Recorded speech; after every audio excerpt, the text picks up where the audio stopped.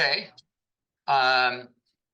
So it's 7:02, and this is the Sherborn Advisory Committee meeting for January 24th, 2024. So welcome to everybody. Good to see everybody on a kind of sloppy Wednesday night. Okay, almost gone. I'm gonna have to move that phone on Wednesday nights, I see. Okay, so let me start with reading of the agenda. Actually, let me do a quick screen share of that for everybody to see. Just 1 second. Okay, so everybody should be able to see that. So we will start with the usual follow-up items, liaison reports. I pulled the approval of minutes up. We'll do that next from the January 10th meeting. And then we'll get to current meeting items. So budget review for Council on Aging, Recreation, Library, Select Board, Legal, Information Technology, Insurance, Inspectors, Elder Housing. The zoning board budget's been rolled into the select board budget. So I guess the one change to the agenda would be putting a line through the zoning board budget. So we won't have a separate discussion about that. That'll just be rolled up into the select board budget. And that's the plan for tonight. We're going to be doing operating budgets. I had hoped that we could begin picking up some of the discussion of capital items for some of the departments and budget makers that have capital requests. But given where Capital Budget Committee is in its process, we'll hear more about that in just a couple of minutes. But given where they are in their process, and just the timing and who's here and prepared to talk about things, I think we're not going to do capital stuff tonight. Just as a schedule matter, we have a couple meetings coming up February 28th and March 6th that are slated for warrant articles. At least as of yesterday, there was not a flood of warrant articles. So I think we'll just take one of those meetings to discuss capital items, although hoping that DPW, police, and fire can pick up their capital requests and talk about those when they talk about their operating budget. So just a quick schedule thing. All right, so that being said, with the agenda, would entertain a motion to approve the agenda as amended, unless anybody has other changes, unless other advisory members have other changes to propose. So moved. Second. Great. Let me stop the share. And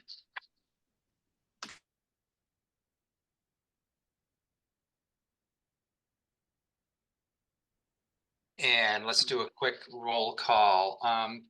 Paul. Aye. Nora. Aye. Wasim. I'll take that as an aye with a thumbs up. Mike W. Aye. Shelley. Aye. Natalie. Aye. Ken. Aye. And who did I miss? Mike F. Mike. Yes, thank you. And I'm aye as well. So we're 9-0 on that. Sorry about that, Mike. Didn't see there. Okay. One more second. I've got to do just another quick little Zoom adjustment here. Okay. Sorry, just taking care of some Zoom things. All right. So then let's begin with liaison reports. Capital Budget Committee met last night. I thought we could start with that. If Nora and Mike F., if the two of you want to say just a little bit about where things stand with capital budget, what the conversation was like, and so on. Okay, so as some of you know, it went till 10:15 and it started at 7 o'clock. So a lot of discussion. And just tell me, Dan, if I'm saying too much or whatever. I mean, it was a recorded. Okay, just we approved the IT budget, which included, among some other things, 50,000. The bigger item was $50,000 for security cameras, or actually are no security cameras in front of the town building and the library and whatnot. And then we also spoke about capital budget item technically is over $25,000. So we're discussing putting, another category and naming it. That's up for discussion on what we're going to name it for items that are under 25,000, but seem to be capital-ish items. Mike, interrupt me anytime. And The library came up again for a vote and we did not vote for it. The ask from is 850, but there's a quasi, or I don't want to say quasi, but there's like a pre-proposal that was 922. As we were kind of picking through that, realized there were some things that were missing, i.e., architectural plans, or should we do it in phases? So some questions came up. And And Nora, this is about well, the I'm sorry, museums in the the basement. museums, I say library, but the old basement library to be fitted out for the Sherborn Historical Society, which is soon to be renamed to the Sherborn History Center. And I'm hoping they'll sneak museum in there somewhere. But so we talked a lot about, whether there are more grants possible and whatnot. So they're gonna be coming back to us. The other big ticket item that was voted no for, that we said no, but they might be coming back, was a total of 675. It was 575 for 2 pickleball courts and redoing the tennis courts.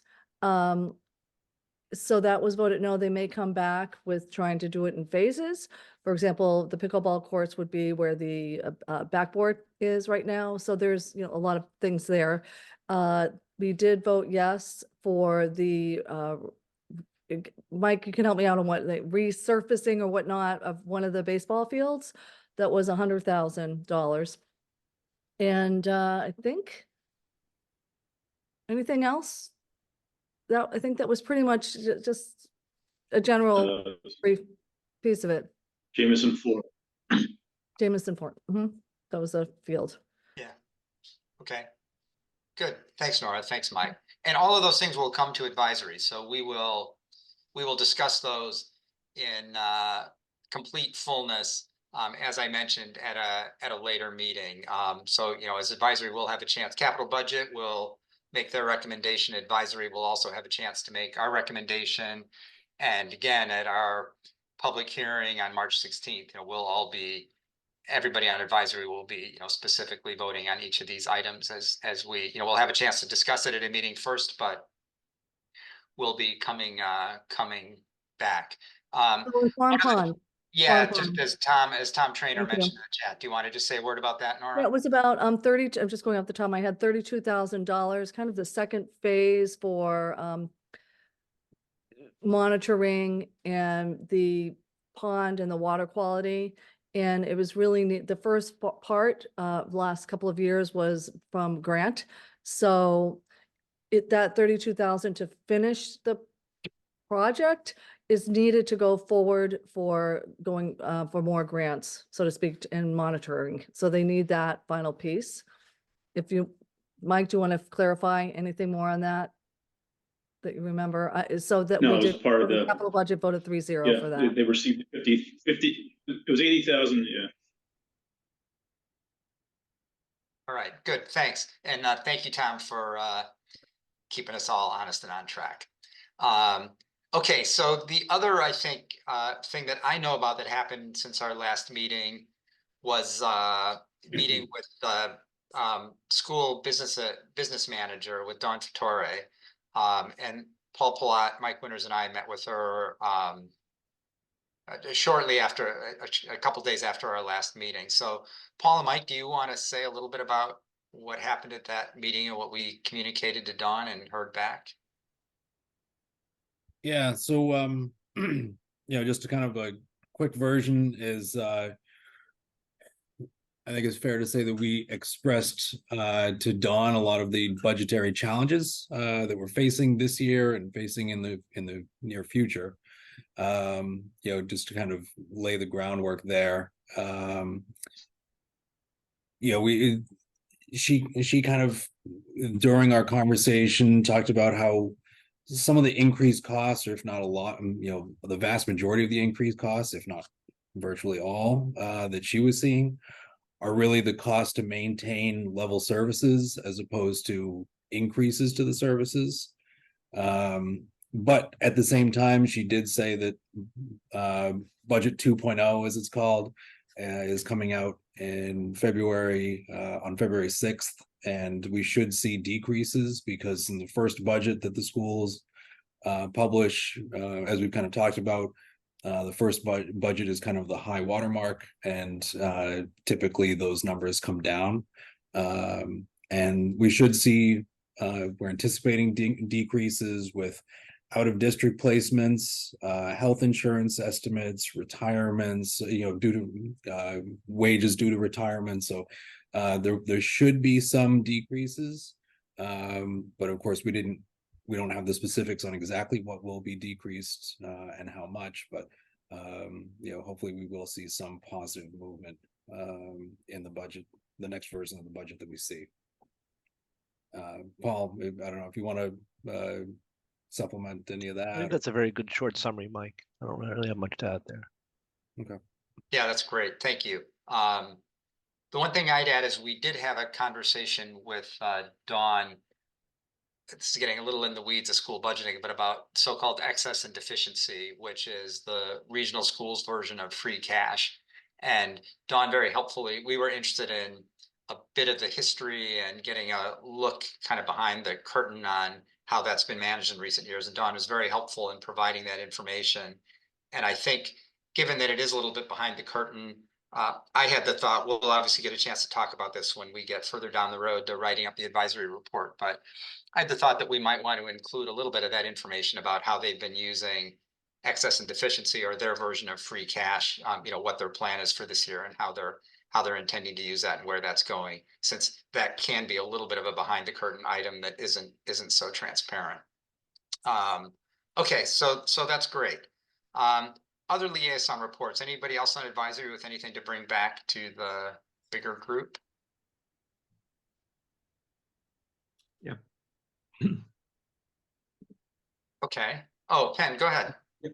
I've just got two quick reports. I know we're going to hear about the COA budget, and I bounced a couple of questions to Sue, specifically about the Sit and Go cafe. And my questions were, did they have a time frame and criteria for determining whether that was a success? And had they looked, since I know rent is an issue, if they looked at other town facilities as potential location? Sue replied very promptly and thoroughly that they're looking at the spring, if I remember correctly, for assessing the state of things. And they had looked at town hall and the library, and they had concluded from that the best choice was the community center. So quick questions, very quick response. I'm going to throw in here just a slightly out of turn perhaps, but maybe having been to the Sit and Go, maybe perhaps taking a look at the library, because it might be nice to go hold that in a building that's already occupied as opposed to a building that seems not to be too occupied. But that's probably out of my purview. The other thing is I've just been exchanging emails with the Historical Commission, because as you may remember from the last meeting, on the sign, they sort of did not follow through as we had hoped. And I just wrote to Susie Wheelwright, expressing our hope that they would in fact take another look at decreasing, finding alternate suppliers for the signs they would like. And I got some very helpful information from Dan on a recent sign here in town. So I have not heard back, but that is, I hope, in process. Okay, thanks, Penn. Anybody else with anything else to bring the report back to everybody? So two other quick things I'll mention just as kind of information points. In that email I sent around, whatever it was this afternoon, maybe around 5-ish or so, in addition to a copy of the minutes and additional background for tonight, there were those two other items that I just wanted to draw everyone's attention to. One was the current set of capital requests, which we're not talking about tonight, but for anybody who wants to get a look, see some of the numbers that go with the things that Nora and Mike were talking about. It's in that packet. That's drawn from the packet that's going to go to the select board tomorrow night because they're going to have a conversation about capital requests. So a good number of people on this call, I think, were on that email and got it. If anybody else wants it and you haven't seen it, you can get that off the town's website as the public packet for tomorrow night's select board meeting. And also specifically for advisory members, Jeremy very kindly shared the spreadsheet version of the budget model. That is the spreadsheet version that underlies the tables that he shared with us a couple of weeks ago.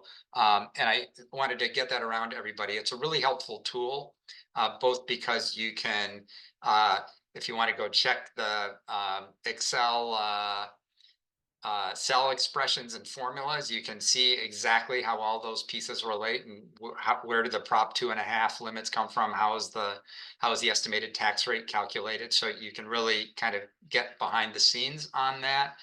You can do scenarios with what if scenarios. What if the budget was this instead of that? How would it play through to the tax rate? So it's a really good tool, and I would say in my first year on advisory, I spent a lot of time playing around with an earlier version of that model that wasn't as elegant, as slick as this one, and learned a ton from doing that. So just wanted to mention that. Okay, that said, unless anybody else has any other reports to bring in, let's jump to minutes and take care of that business before we get on to budget reviews. So I will share screen again. Can everybody see that? Big enough to read? Okay, so I'll just do the usual thing. Thanks to Shelley for putting these together. And I will just scroll through. There's one spot where I think one point where there was a little uncertainty about a date, which we'll get to, but otherwise I will just scroll through. And if any advisory members, or for that matter, anybody else sees a correction or an edit that we should make, please jump in and share that.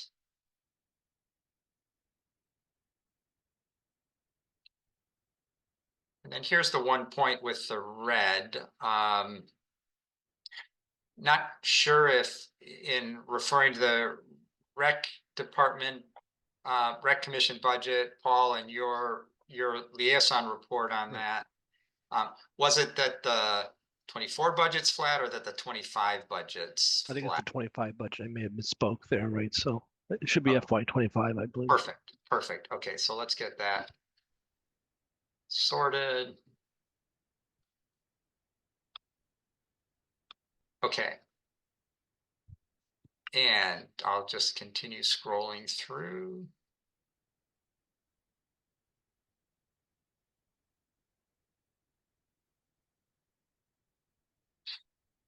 I thought Shelley did a really nice job with a very concise summary of a long meeting that covered a lot of ground. This is a very good summary of what we did.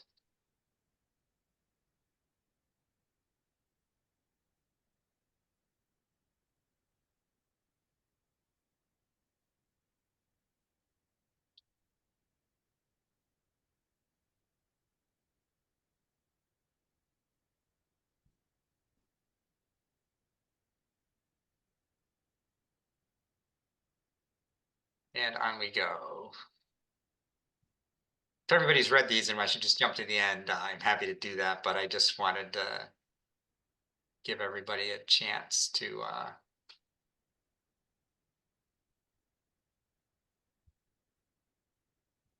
see everything here.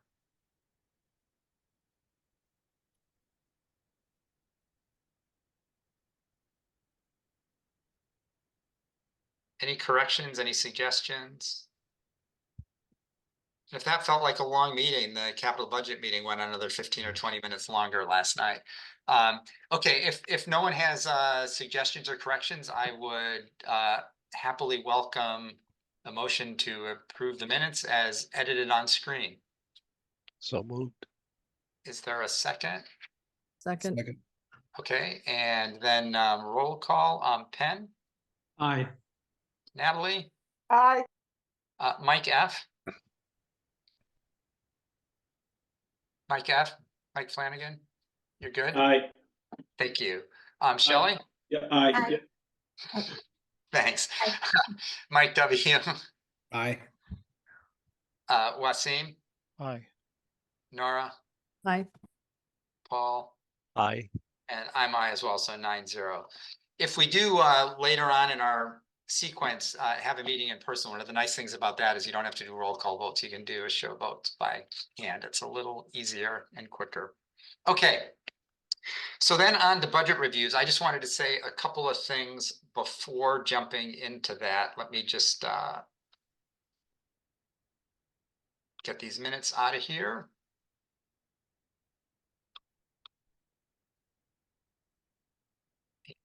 Get one other thing set up for us. Okay. All right.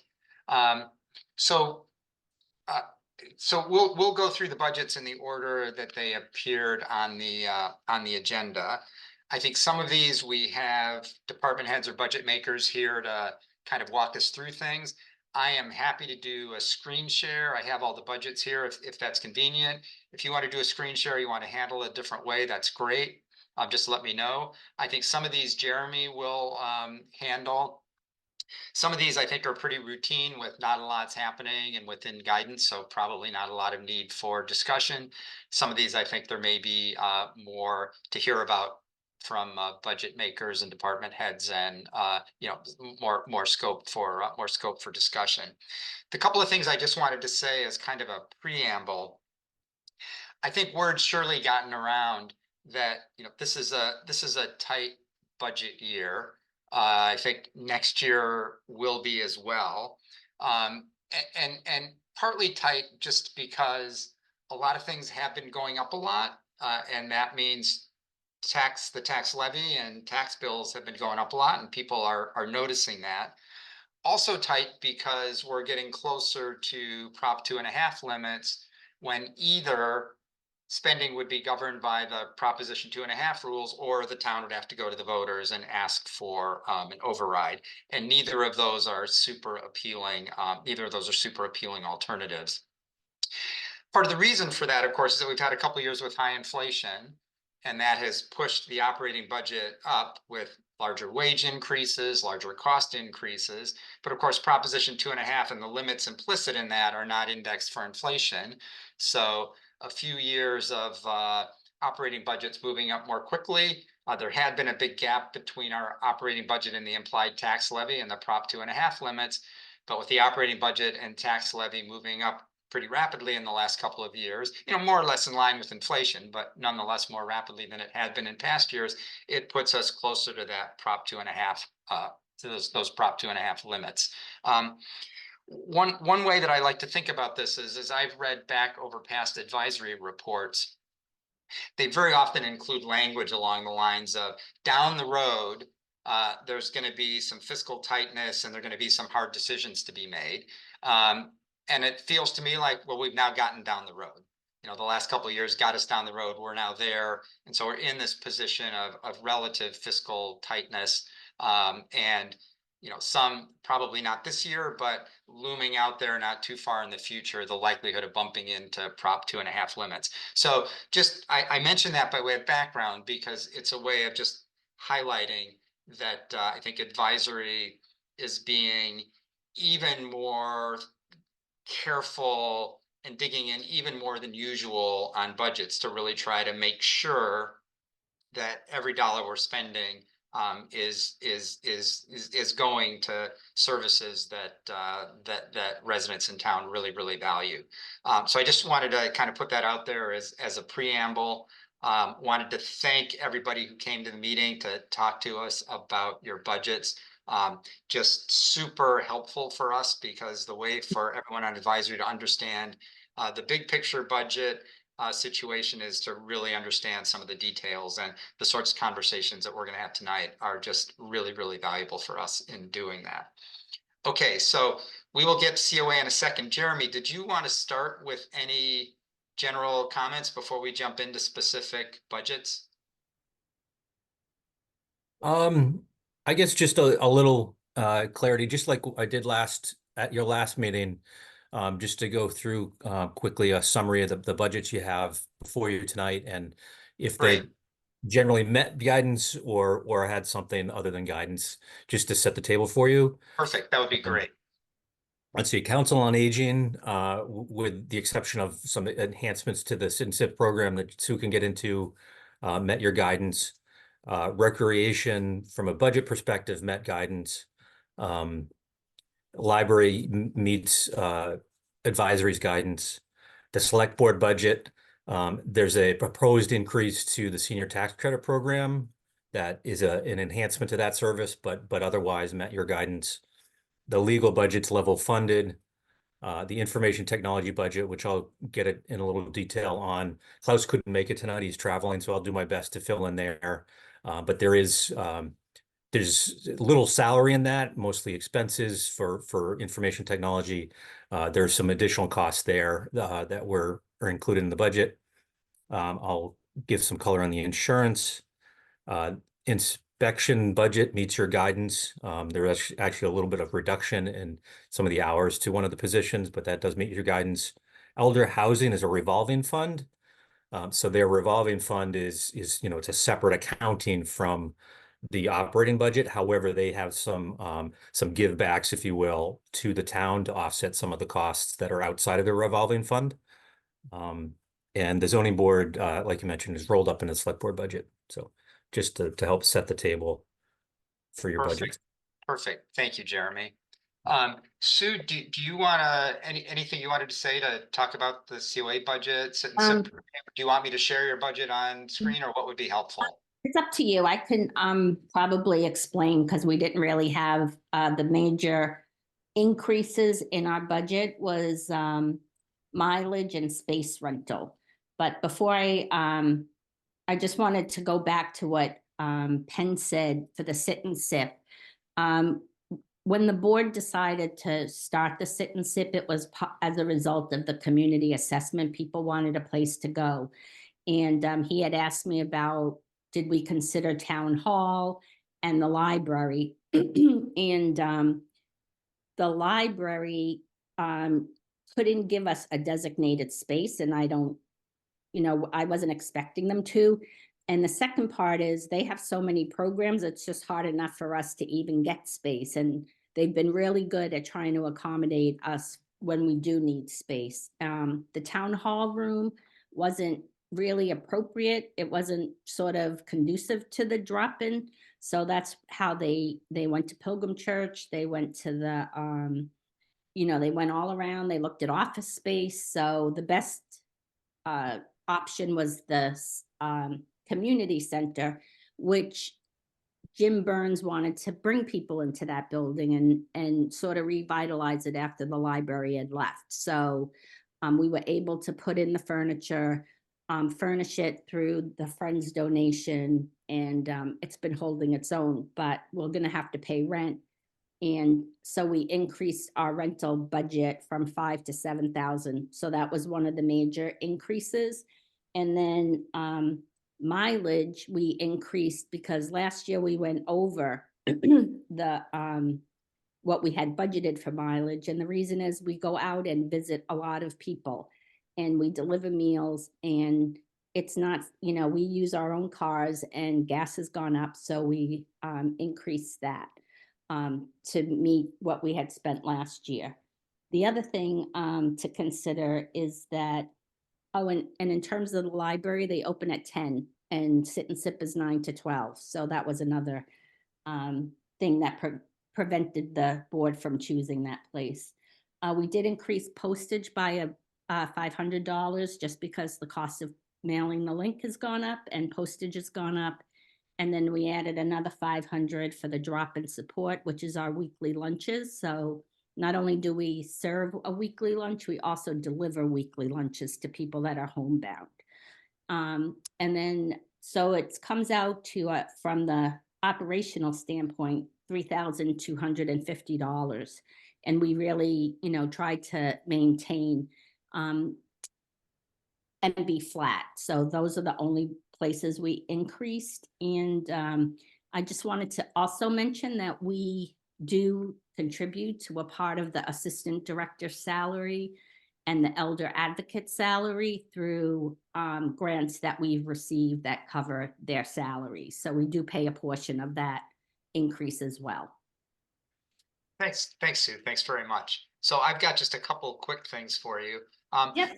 On the last point, on the assistant director's salary and the elder advocate salary, what portion of that is coming back from grants? Yeah, so we take almost $4,000 for the outreach position and then $7,000 out of Lifetime Learning to support the assistant director because she oversees that program. Okay, good, thanks. That's helpful. Then I was also, Penn touched on this, but I've been meaning to, but haven't yet stopped by at Sit and Sip. So how many people have been typically coming? How has that gone? So we're averaging about 20 a week. And the problem, we knew when we started it in November that we were going to hit into the holidays. So we didn't run it a couple of weeks in December. And then with this weather, the last couple of weeks, we've had to cancel a couple of times. So we wanted to give it till the weather got nicer. We have a couple of volunteers going out pushing it. Chief Galvin is pushing it. So we hope as the weather gets a little bit nicer, people will start to come out. But people that have gone there, we've gotten really good feedback. They know that can come to a place and meet up with the same people every week. So it hasn't been overwhelming with people, but I think that will come in time. Okay, thanks. You should stop by. Yeah, I've been meaning to. I've definitely been meaning to. Any questions, comments for Sue?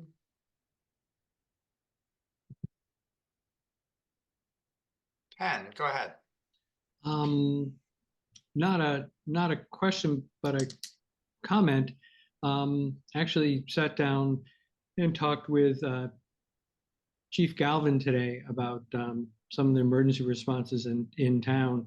And I won't go into it at any length, but I have to say the COA is far too modest about what they do in town. When I heard about how active they are, how active Sue is, I can see why they are hitting where the mileage comes from or where the mileage goes. And I was very, very impressed and very grateful for how active they are with folks in town. Very active and proactive. It was impressive. I can talk to anybody about what I heard at some time when it's more, we're not in the middle of a long meeting. Thank you, Penn. And I've heard similar things from Chief Zach, with whom I've talked to about the same issue. Others on advisory, other questions, comments?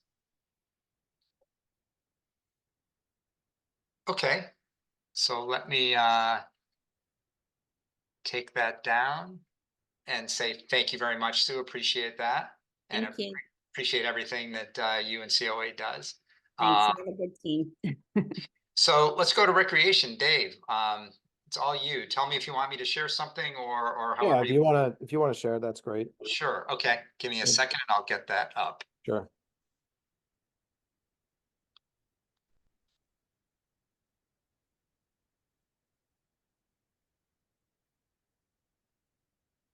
If you can't find it, I can share it as well. I should be able to get there in a second. I'm pretty good at Zoom, but this stuff just always is clunky and takes a while. I had the joy of for a year and a half living my entire life on Zoom, pretty much 8 hours a day. It was great. Okay, Dave, it's all you. Go ahead. All right. So, I mean, the top level is that our budget request hasn't changed at all. So we were 150,000 last year.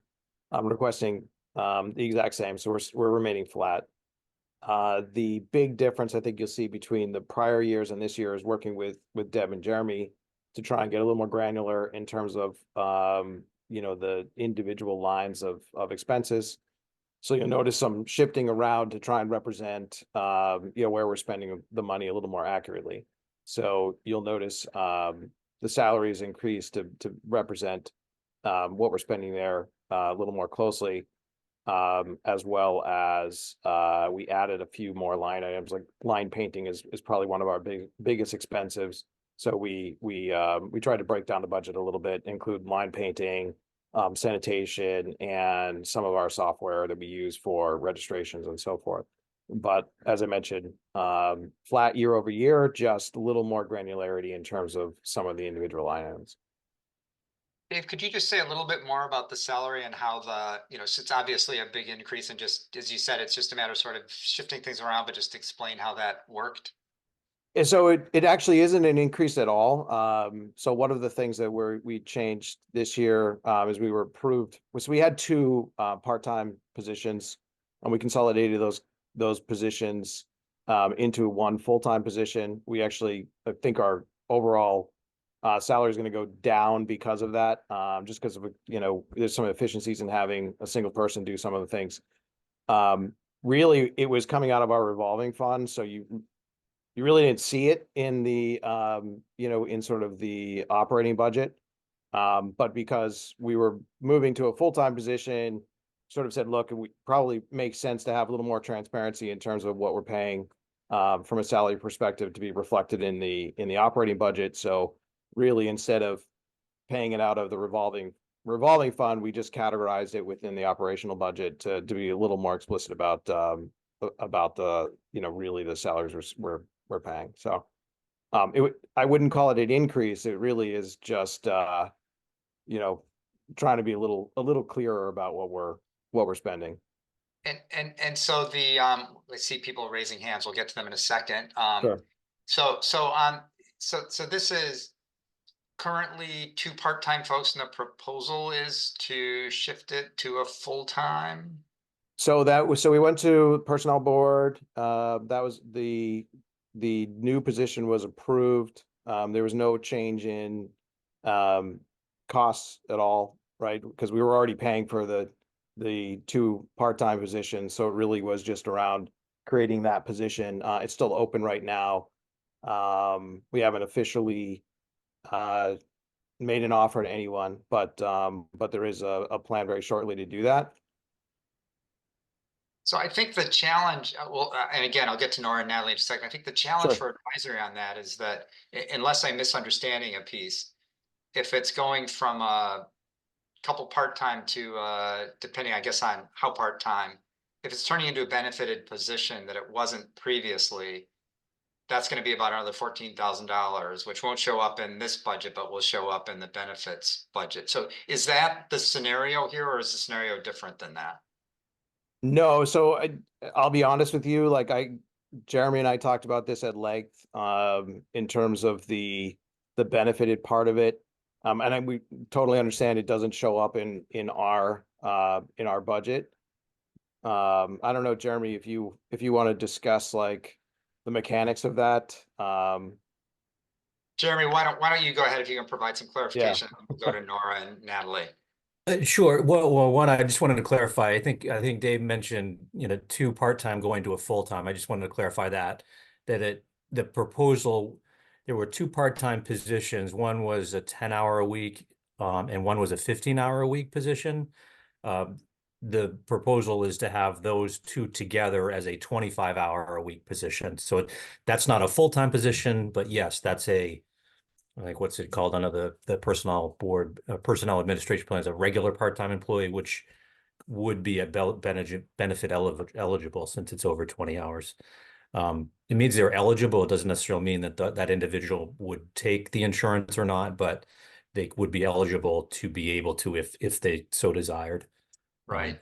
The personnel board did review the job description and then proposal, and did from their within the context of their authority, did approve the job description. Yeah. I think on average Deb Seifring may be able to correct me on the number, but I think on average benefits are about $14,000 per benefited employee. Obviously, some more, some less. That's an average. Yeah, that's correct. Okay, thanks, Deb. Nora, I think you were first. Go ahead.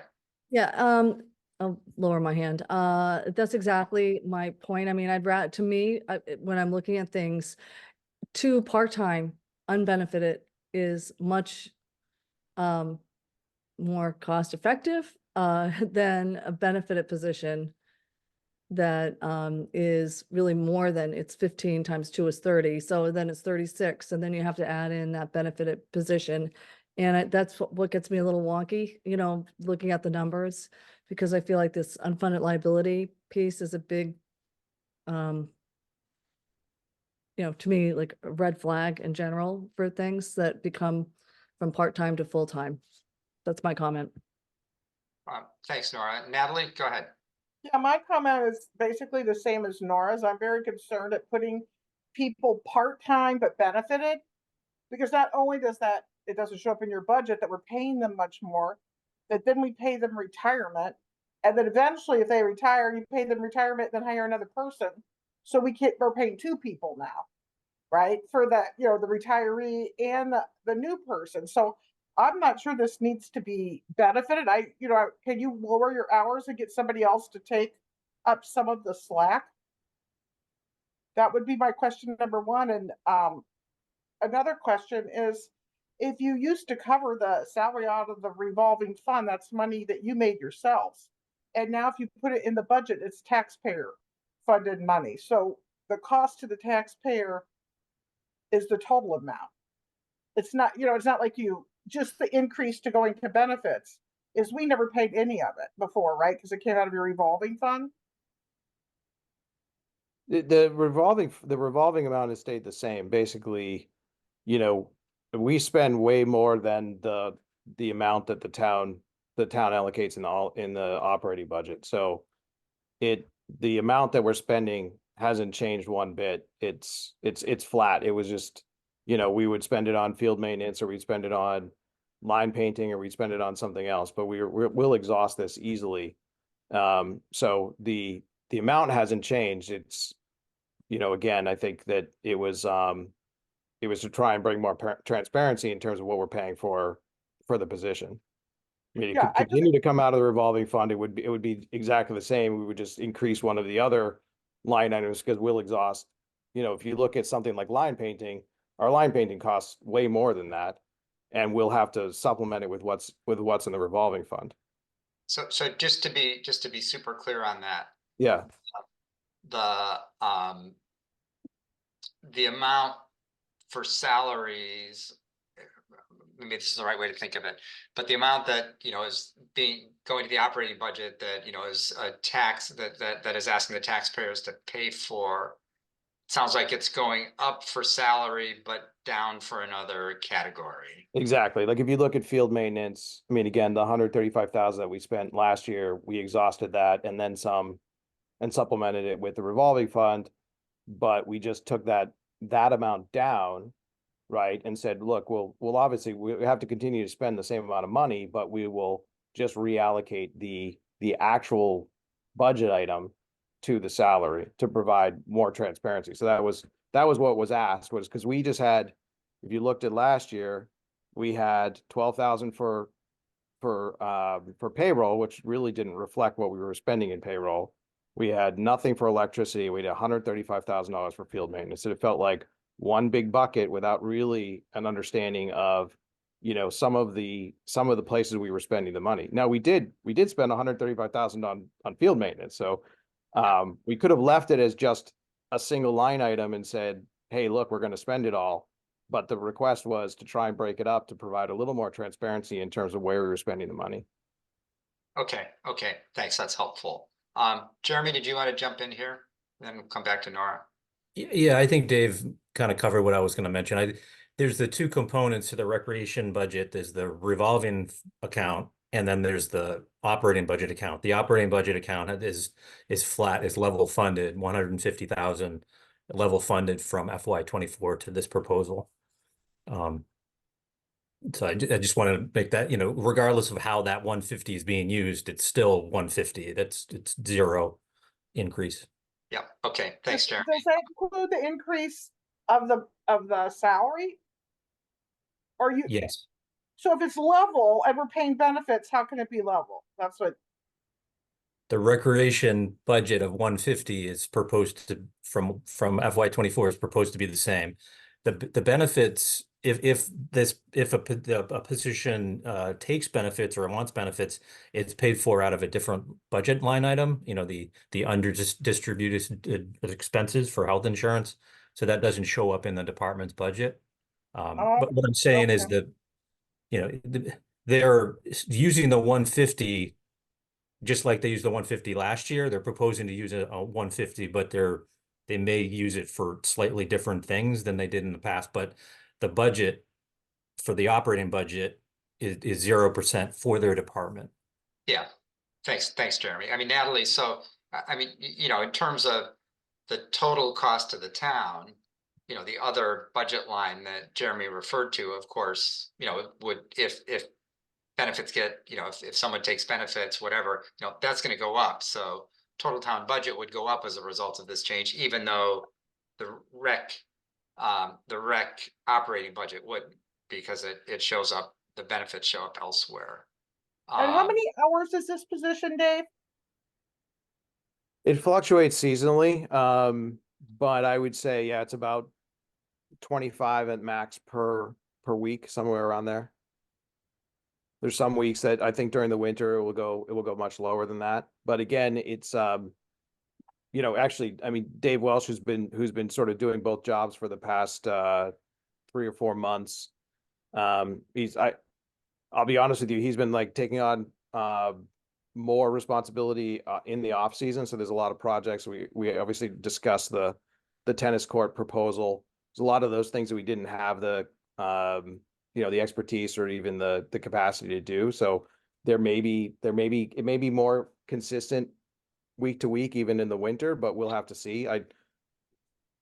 It's hard to say, but I would say in the summer months when things are going heavy, it's about 25 hours. Okay, thanks. Nora, I think you're next. So I thought I heard 22 hours. I was just going to piggyback to reiterate, what was it replacing? One 10-hour job, and then another one was there were 2 part-time jobs, one for 10 hours? One for 10 and one for 15. One for Yeah. 15, so that's 25, but you're requesting 22, correct? 22-hour salary? The budget shows for 25. Oh, for 25. Okay, all right. And then what's the what's the pay next rate. threshold up to get to 30?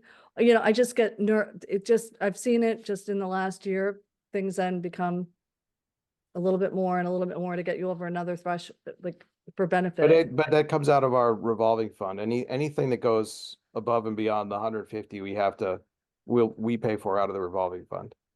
So Benefits don't though. Yeah, Nora, this position at 25 is over the threshold for benefits. Okay, thank you. right, and that was part of the problem, is that Dave has been sort of covering both roles now, and we knew that because of the number of hours he was putting in, that he was benefit eligible, even though he wasn't necessarily. We hadn't actually created a position for him to be benefit eligible.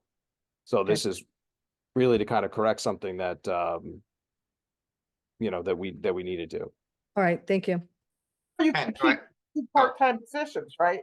You don't have, Natalie, you just got muted. We lost the end of you. you could keep it as part-time positions and not go full-time or not go benefited too. That's an option, right? Well, Yeah, we certainly could have. I mean, there were lengthy discussions around that option. The reality was I think when the 2 positions were created years and years ago, this was predating me. I think this was a way to kind of get around having to pay for benefits, and it really felt like it really should be another role. It was single role.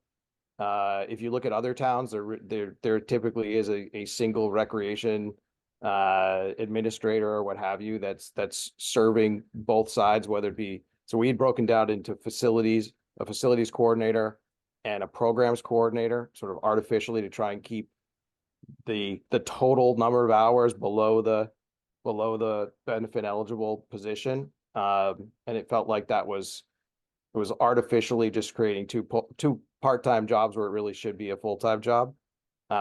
So in the discussions I've had over the years was to rectify that, right? And kind of say, really what we should have is a recreation, coordinator, and that person should be responsible for everything. Dave, could you speak a little bit maybe towards um, the market and availability of folks that may want the position and the difficulty you're Yeah, having? yeah, that's a good point. So we did go out and so we had two part-time positions. Christina Galan, who was running the programs, went over to the COA. I think part of the reason was because of it was a full-time role versus what we could offer her in rec. And then Doug McDougall, who was retired, moved away, and we opened up two other part-time roles, excuse me, to replace them. Dave Welsh, who was in town, was more than willing to take over the program coordinator program coordinator role. But the facilities coordinator was a much harder role to fill. We had some resumes. Most people, when they found out it was as low hours as they were not interested in the position. We found somebody, that guy didn't work out. It's been very hard to find somebody who has the expertise in field maintenance and who wants to do this kind of role, to do it part-time. So to Jeremy's point, going forward, it will be it's a much more defined role and consistent with what you see in other towns, which is somebody who has responsibility over the entire recreation activities, right? So that's part of it, is that it's not easy to fill a role for part-time for somebody who wants to do the facilities management. Okay, thanks, Dave. Penn, Yep. you're next.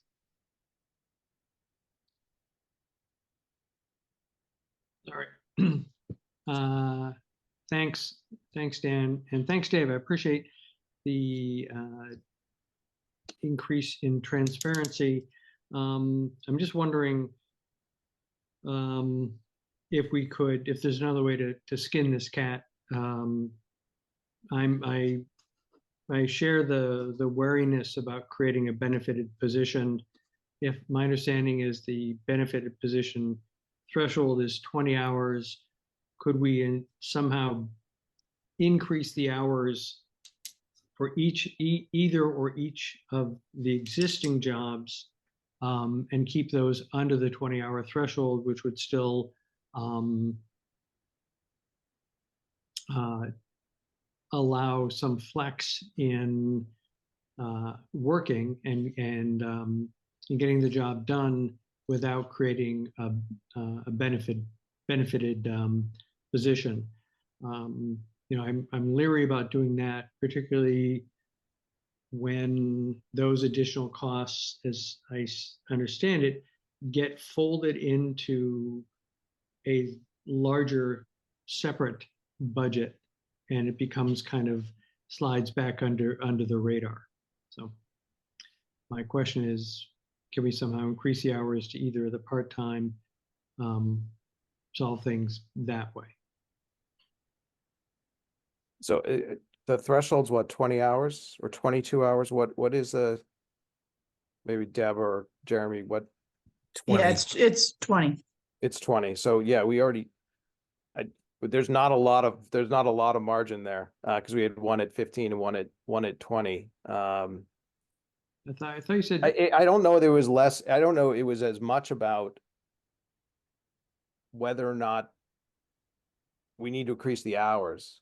It was more to Jeremy's point, I think, around finding somebody who wanted to take the role part-time and also creating some efficiency. I actually think the number of hours is going to go lower, because I don't have to worry about, when you had Christina and Doug in a meeting together coordinating something, we were paying for both of them to be, talking to one another. We eliminate those types of inefficiencies, right? Where you've got one person who is responsible for the entire role. So I actually think we're going to get efficiencies from it. So it's probably not that we need more hours. It's more around the fact that these were artificially two roles when they really shouldn't be. Thanks. Wasim, you're next. Dave, is there any opportunities for, because I know we use a lot of the fields in Sherborn, and also we use them in Dover kind of for many of the programs together. Are there any opportunities to have this role be cross two towns, leverage resources or anything like that, or no? I haven't really considered that. I don't know how that would logistically work. Yeah, I mean, we obviously there are people in Dover that there's actually 3 people in Dover that are within the recreation department. I don't know. I don't know how that would work. I mean, if you have suggestions, I'm happy to consider them, but yeah, like Dover, I don't know. Yeah. They're obviously paying people to manage their facilities and run their programs and so forth. So no, I haven't explored that option, I guess is the best way of putting it. I mean, there are other areas, you know, like the dispatch regionalization where there have been benefits to doing that. I don't know if that would apply here or not, but I think that's the sort of thing that Wasim is thinking about. Sure. Um, So no, Wasim, I haven't explored that. Wasim, anything else? It's probably related to the question that was raised already about, you know, how hard is it to find the talent, right, to fill this position, and is this a flexible position, someone that can do it part-time, let's say outside of working hours, or you know, is this you know what I mean? Like all of these are kind of factors to consider in whether or not this position needs to be a essentially really full-time benefited position, right, for the purposes of our town. So the facilities coordinator has a little more flexibility. Weekends tend to be busy times, right? After school tends to be busy times. And certainly the person when Doug, who was retired, had another part-time job and he was able to balance the two. Brian, who we hired to replace Doug, he had another part-time job and was able to balance the two. There are times when you have to be there when you have to be there. So there are times where you don't have as much flexibility, but I would say again, sometimes that's on the weekends, so people aren't working other jobs. The program coordinator is a little bit tougher. You've got people that are calling during the day, or the people you need to talk to during working hours. So it just depends on the activity. We try and be as flexible as possible, obviously, to work within individuals obligations. But yeah, I mean, when we advertised the job, we tried to be clear about the fact that there is flexibility. Again, I don't know how much that helped us in terms of recruiting or not. I think, again, the most people just want more hours, right? And that's what it comes down to is people weren't looking at the time for, just another 15 hours on the side. And that's where it became difficult. So it was less about the flexibility of the hours, but more about the number of hours for that individual. Natalie, did you have another comment? So before actually, go ahead, Wasim. I have another question, but it's Go ahead. unrelated to this role. So maybe if Natalie, you're going to ask about this role, go ahead, and then I'll. Yes, I'll I am. I was just wondering, you said you were the budget asked for 22 hours a week, which makes it benefited, but you think they might be able to do it on less. Would you be willing to try it for 19 for 1 year and then revisit this next year? So there's no benefits, and see how it works after a year? He's already going over right now. He's like 22, 25. It depends on the week. But yeah, he's already exceeding it. And this, like I said, we needed a solution to this problem where he was going over. He's been over for quite a while. Oh, I thought you said that you thought that it would be more efficient and it would go down. I guess I was confused then. Yeah, we've given him, yes, there are some efficiencies we've also picked up more projects. So, I mean, I think I think once we get through some of these projects there, that will be the case. But when you look at the drilling going on over at Laurel, and the tennis court project and the J1 project, we're kind of taking advantage of the fact that, Dave's been doing such a good job to actually ask him to do more. But I think once we're through some of these projects, I think yes. Anybody else on advisory on this issue before we go to Wasim to raise another question?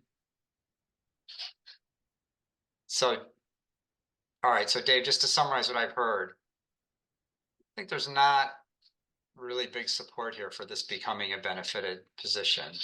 I think it's just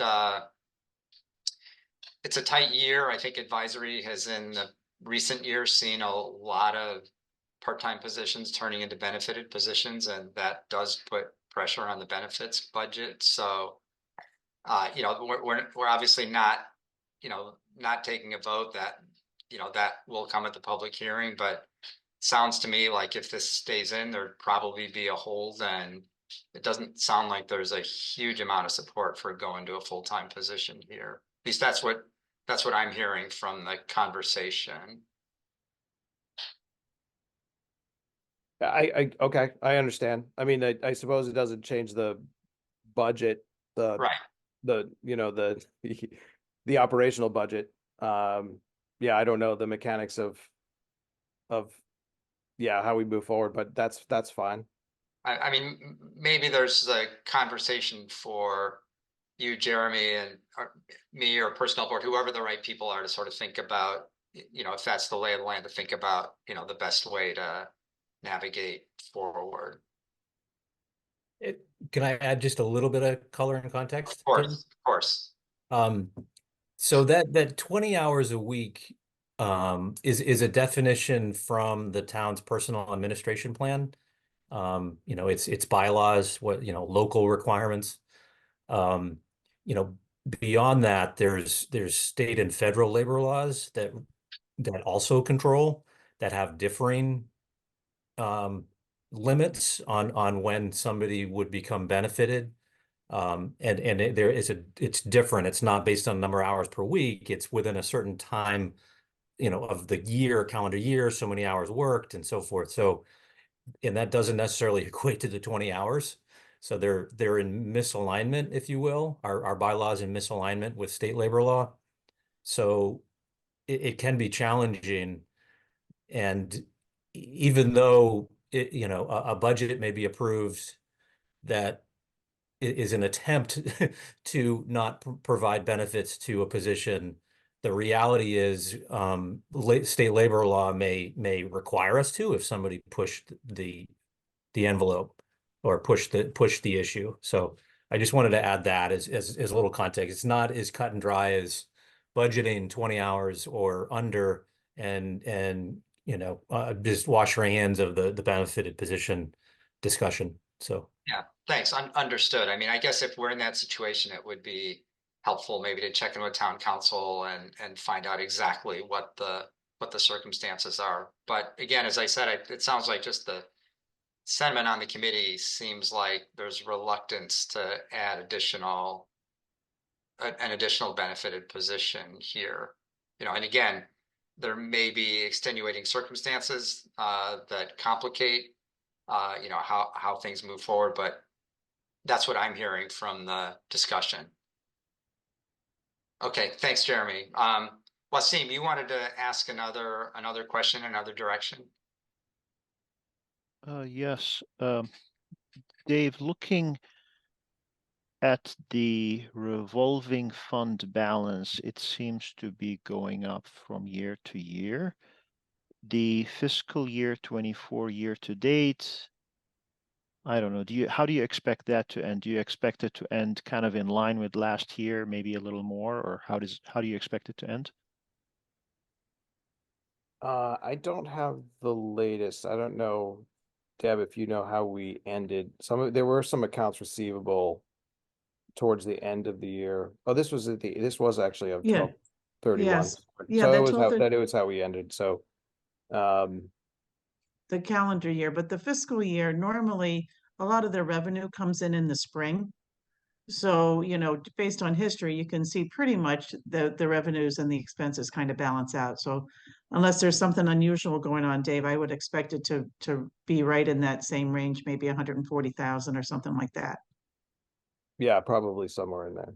Yeah. Okay, okay. And Oh, sorry, so I didn't, yeah, I one, was, I didn't realize that was through December 31st, so. okay. Yeah, yeah. I know like in years past, sometimes if there's a big project, maybe, you know, if they're fixing something, you know, will come out of the revolving fund and then it will go down. You know, this obviously was impacted by the pandemic and things like that. So it fluctuates a little bit, but for the most part, it stays within a reasonable range. and the other thing is,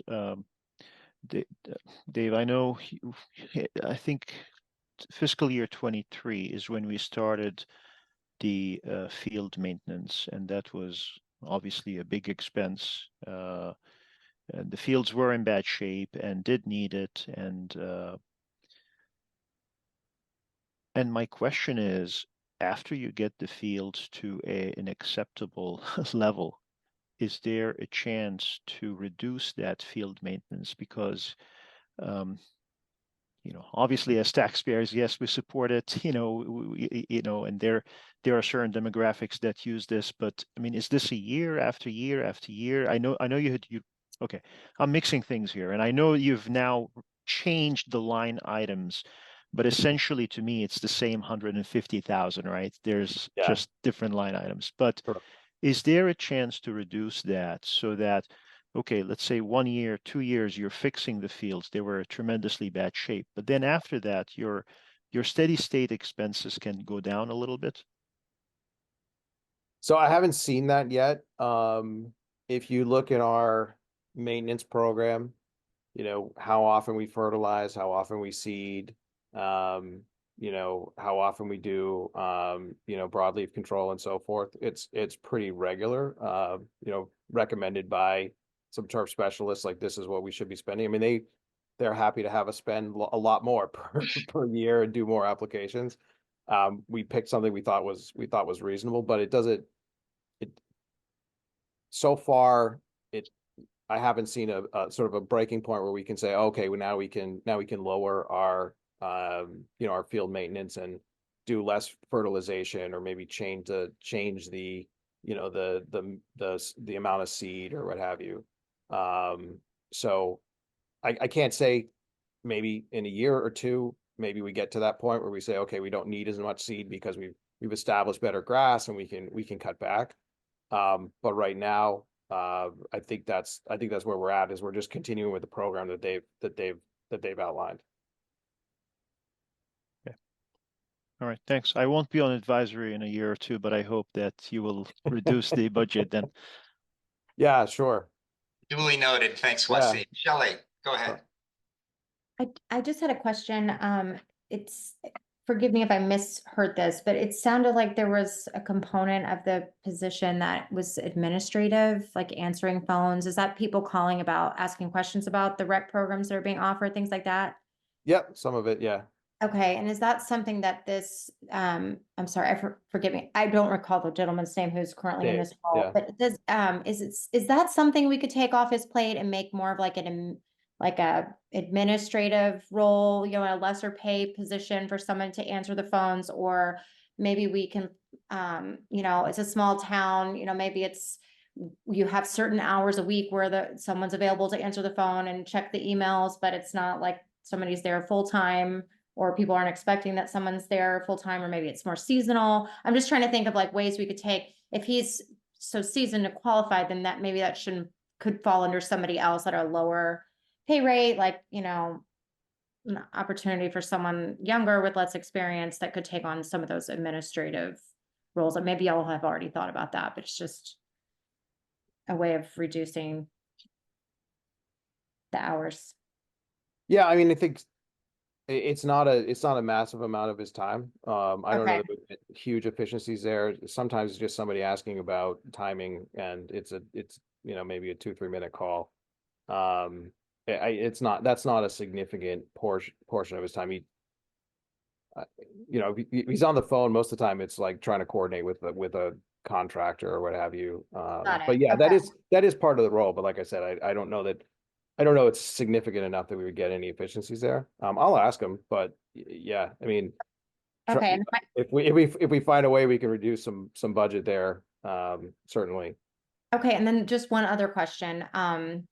I know some towns like don't have, like I'm thinking about positions like building inspector or plumbing inspector, things like that, where, you know, you don't have a full-time position. They work a certain number of hours, a lot of them moonlight with those hours. Like, have we thought about maybe looking into whether there are, you know, other towns where maybe we could pick up somebody that wants to just pick up some additional hours, but they're already, you know, maybe they're already in a benefited position at another town. I don't know if that's possible, but you know what I mean? To kind of like somebody that's already kind of in that role at another town that's not looking for, you know, maybe this number of hours, but that's got the expertise and that would be, you know, willing to kind of fill in. I'm just trying to think outside the box here with Yeah, the no, I mean, hours when and the we position posted, and not leaving you guys in the lurch with not having somebody that's yeah, experienced in the role. But I mean, I do know some of these smaller towns are just, maybe there isn't enough work for 40 hours a week, but you've got that expertise out in the field that we could, you know, it's like almost like shared resources, but not quite, if you know what I mean. yeah, good. That's a good question. When we posted the position, um, you know, certainly we looked at everyone who applied and sort of where they were working, and we knew that it wasn't going to be full time anyway. And so, you know, it was part of the question, like, where are you working? What's your experience and so forth.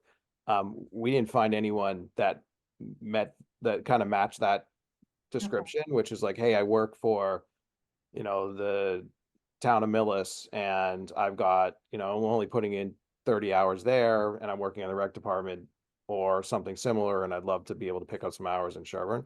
Um, if they're out there, we didn't see them, right? You know, Brian, who ended up being the person we hired, he was waiting tables and trying to become a part-time fireman. But yeah, I don't know anyone who is specifically in the role at another, you know, in another town or doing similar things. Okay. My only other idea would be like looking into people that are going through this type of a program at a college. That would be looking for like real time experience. I mean, I'm not saying an internship, but just like if there's our college programs for people coming out that are looking for this type of work when they graduate, that might be another place to comb for potential talent. Yeah, I thanks. had for comments. That- Thanks, Shelley. Really interesting ideas. Jeremy, you want to jump in and then we'll go to Penn, and then I think we should move on to Yeah, I'm sorry I don't mean to draw out your conversation, but just by way of the idea, I mean, all great ideas, and we're always welcome any ideas, any and all.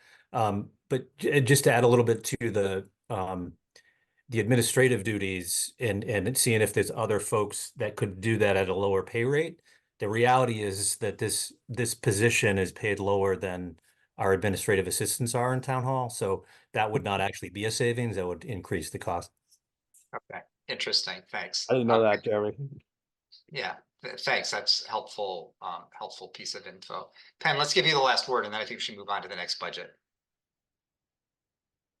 Okay, so Shelley's suggestion just popped into my head. I believe, for example, Mass Bay Community College in Wellesley has grounds, landscaping, and so on degrees.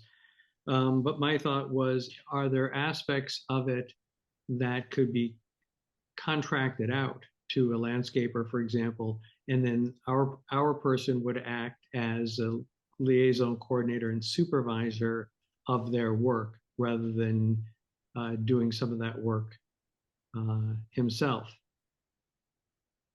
That's primarily what we do. So Dave isn't actually putting the seed down or putting the lines down or what have you. So he's outsourcing to, you know, field maintenance people or whatnot. So yeah, that's already being done. He's responsible for coordinating and let them know what needs to be done, and then obviously overseeing the work.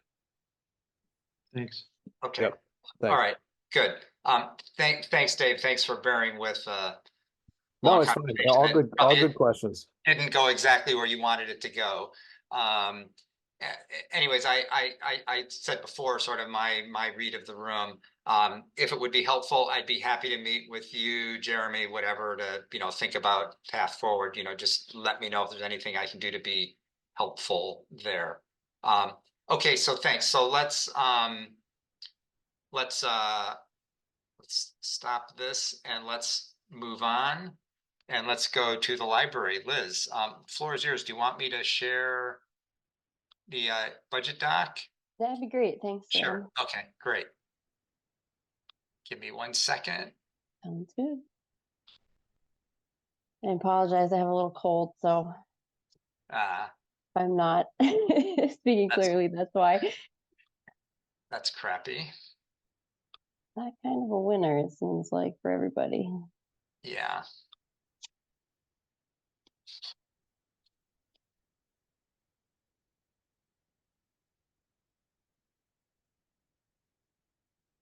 Okay. Can everybody see that? Right document? That's it. Yeah. I don't know if you can zoom in at all. That would be I think great. I can. And I just want to mention too, Brian Conley and Frank Orlando are also here from the chair of the trustees. Brian and Frank is our treasurer. So just want to mention they can Yeah. also be on board for answering any questions. Thanks to all of you. So- Thanks to all of you for coming tonight. Appreciate that. Thank you all for your time as well. So on the top portion, I'll just go through the salary. So you'll notice there are some differentiations this year. So with the support of the trustees and the personnel committee and the town, we made some adjustments this fiscal year, working within the approved fiscal year 24 budget. So some of that is getting kind of moved over and reflected here. So some of those changes were we eliminated one of the junior library assistants. That position is currently employed by someone who now has a full-time job and no longer working for us. And then we decreased the total hours of the current junior library assistant from 10 to 7, really reflecting what she's been actually working the past few years. So that has gone down significantly. So using funds from reducing that position, that category position, we promoted one of our senior library assistants to a circ supervisor role, and we increased her hourly rate and her hours from 16 to 19 and increased her responsibilities as well. So, but we did stay under that non-benefit eligible category that you're all just talking about. So, and then we did increase the assistant director's responsibilities and become more of a managerial role. So she's now managing the teen librarian, the children's librarian, and the circ supervisor. So we also increased her salary to better match other local libraries and her increased responsibilities. So yeah. Where is that one showing up, Liz? I'm somehow not. Sorry. We renamed her. It's the public services librarian. It's line 11. Got it. Thank you. Yeah, thank you. And in doing this, we rewrote all of our job descriptions and our organizational chart to reflect those changes and presented those also to the town's personnel board. And those were all approved in September. So those are the majority of the changes in the salary category. I didn't know if anybody had any questions about that section. Anybody? I just have a general question. Is again new to this first time, but the salaries are up 50% in the last three years. Is that a function from 300 to 450? Is that a function of the library was in the community center and now we need more people because it's a full library, or why? Correct. So a few years back, we had went before the personnel board, the previous director, when we were moving into the new library space, they got 3 new positions approved. That included an increase of the senior library assistants. That basically 2 of those positions were added, 2 16-hour positions. And then what am I forgetting? So there's the teen librarian. So we never had a teen librarian before. So with an addition of the teen space in the library, that was, I guess those were actually approved, I think, prior to the library construction project, I think back in 2016, 2017. And then since we were in a temporary space for so long, we ended up not, even though the money was approved, we didn't end up hiring them until really a lot closer to us moving in. So that's why you'll see the changes, the dramatic changes over the last few years. And will the library be fully staffed in this fiscal 25? Yeah, so right now we have one full-time position open that we're in the process of filling, and then we'll be fully staffed. Which one is that, Liz? We have an open children's librarian position. We've had a few people move out of town. We were fully staffed, and then a few people ended up moving out of state.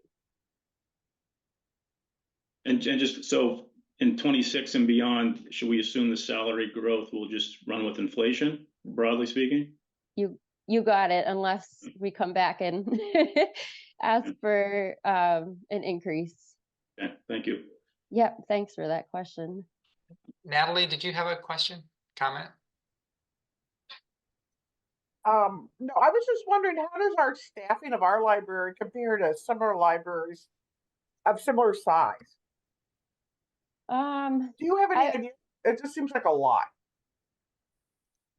Go ahead, Brian. I don't know if you want to answer that one. Yeah.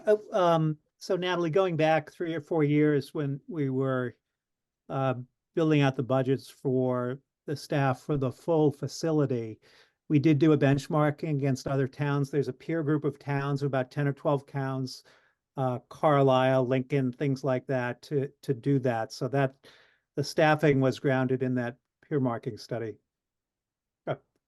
And just to follow up on Natalie's point, and relative to peers, are we in line with, above, below? Yeah, we're in line with. Okay. So we was looking at towns from roughly 4 to 8,000 population in the western suburbs of Boston, and it was 10 or 12 towns. Okay. So it sounds like this kind of staffing is pretty typical for libraries like ours. Yeah. Yeah, it is. Okay. Yeah, go like ahead, you mentioned Liz. too, we just have a few full-time positions. We do try to, we're working with a lot of part-time staff. So just wanted to mention that I think comparatively to, you might see that we're trying to kind of fill in covering the circulation desks with that part-time coverage. Wasim, go ahead. Yeah, so hi Liz. So quick question. There's no change in number of full-time employees, correct? Right, that's correct. And the children's librarian, do you have one now or you don't? The position is posted. We're interviewing right now. Okay. So, but okay, I see. So it's in the budget. Right now it's not filled, but nevertheless, Right. it's in the budget. Okay.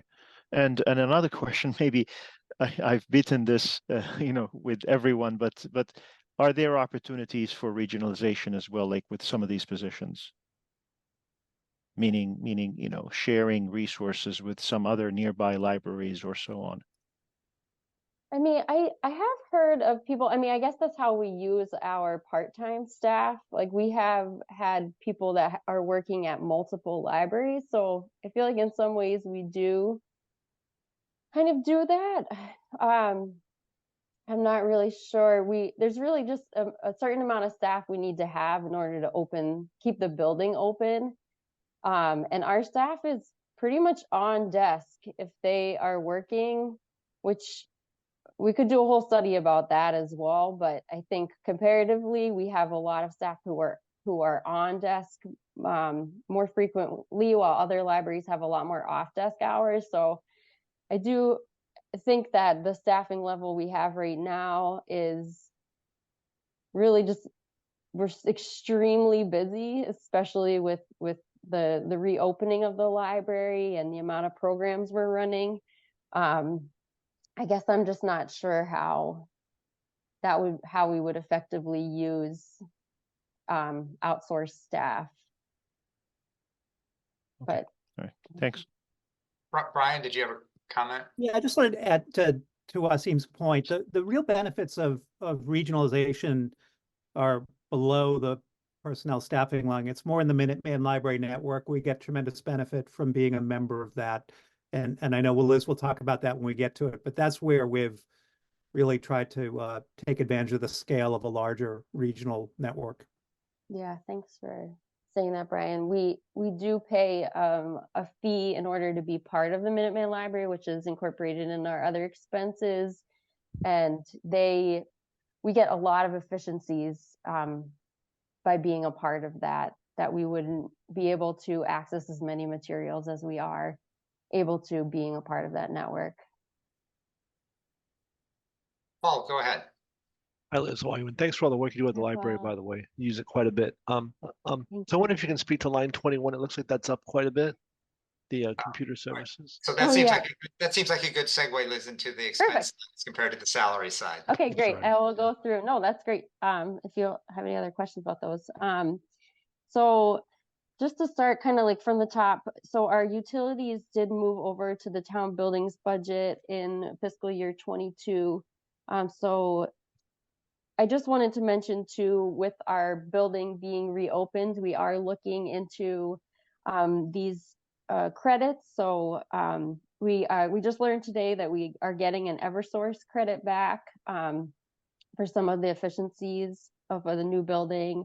And we are working right now on LEED certification. So hoping to get that approved, and that would mean a $70,000 certification. So that's still in progress.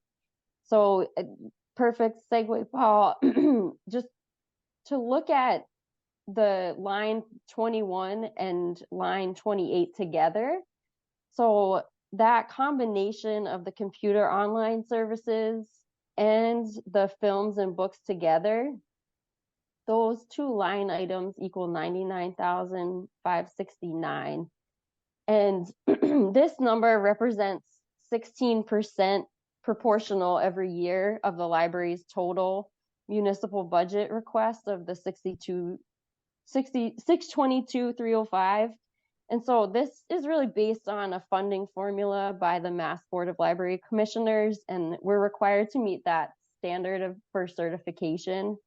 And every year, based on this certification, like we mentioned, we do get access to the Minuteman Library System, interlibrary loan, borrowing, all these regionalized services like Overdrive, getting ebooks. And we also need to be certified in order to apply for grants with the state. And in addition, when we are certified, we get monies back in state aid, and that goes into a town account. And so normally we get back around $6,500 a year. And this year we're going to be getting back around $9,000 just because of how busy we've been. So I ended up adjusting this year those numbers to really reflect how we're actually spending more accurately in the last few years, spending more on ebooks and computer online services. So it's really like that whole number collectively is what the state wants you to spend, and you can allocate that however you want to spend it, whether it's more on books or more on ebooks. So really, since the pandemic, we've seen a huge spike in ebooks. So it's really reflecting the circulation changes that are happening. And then just going down some of the reductions we made. So we reduced the building maintenance expenses. We reduced the computer tech support. We're using Klaus now. We reduced our phones since we're now on the town voice over internet plan. And that reduced the cost from last year.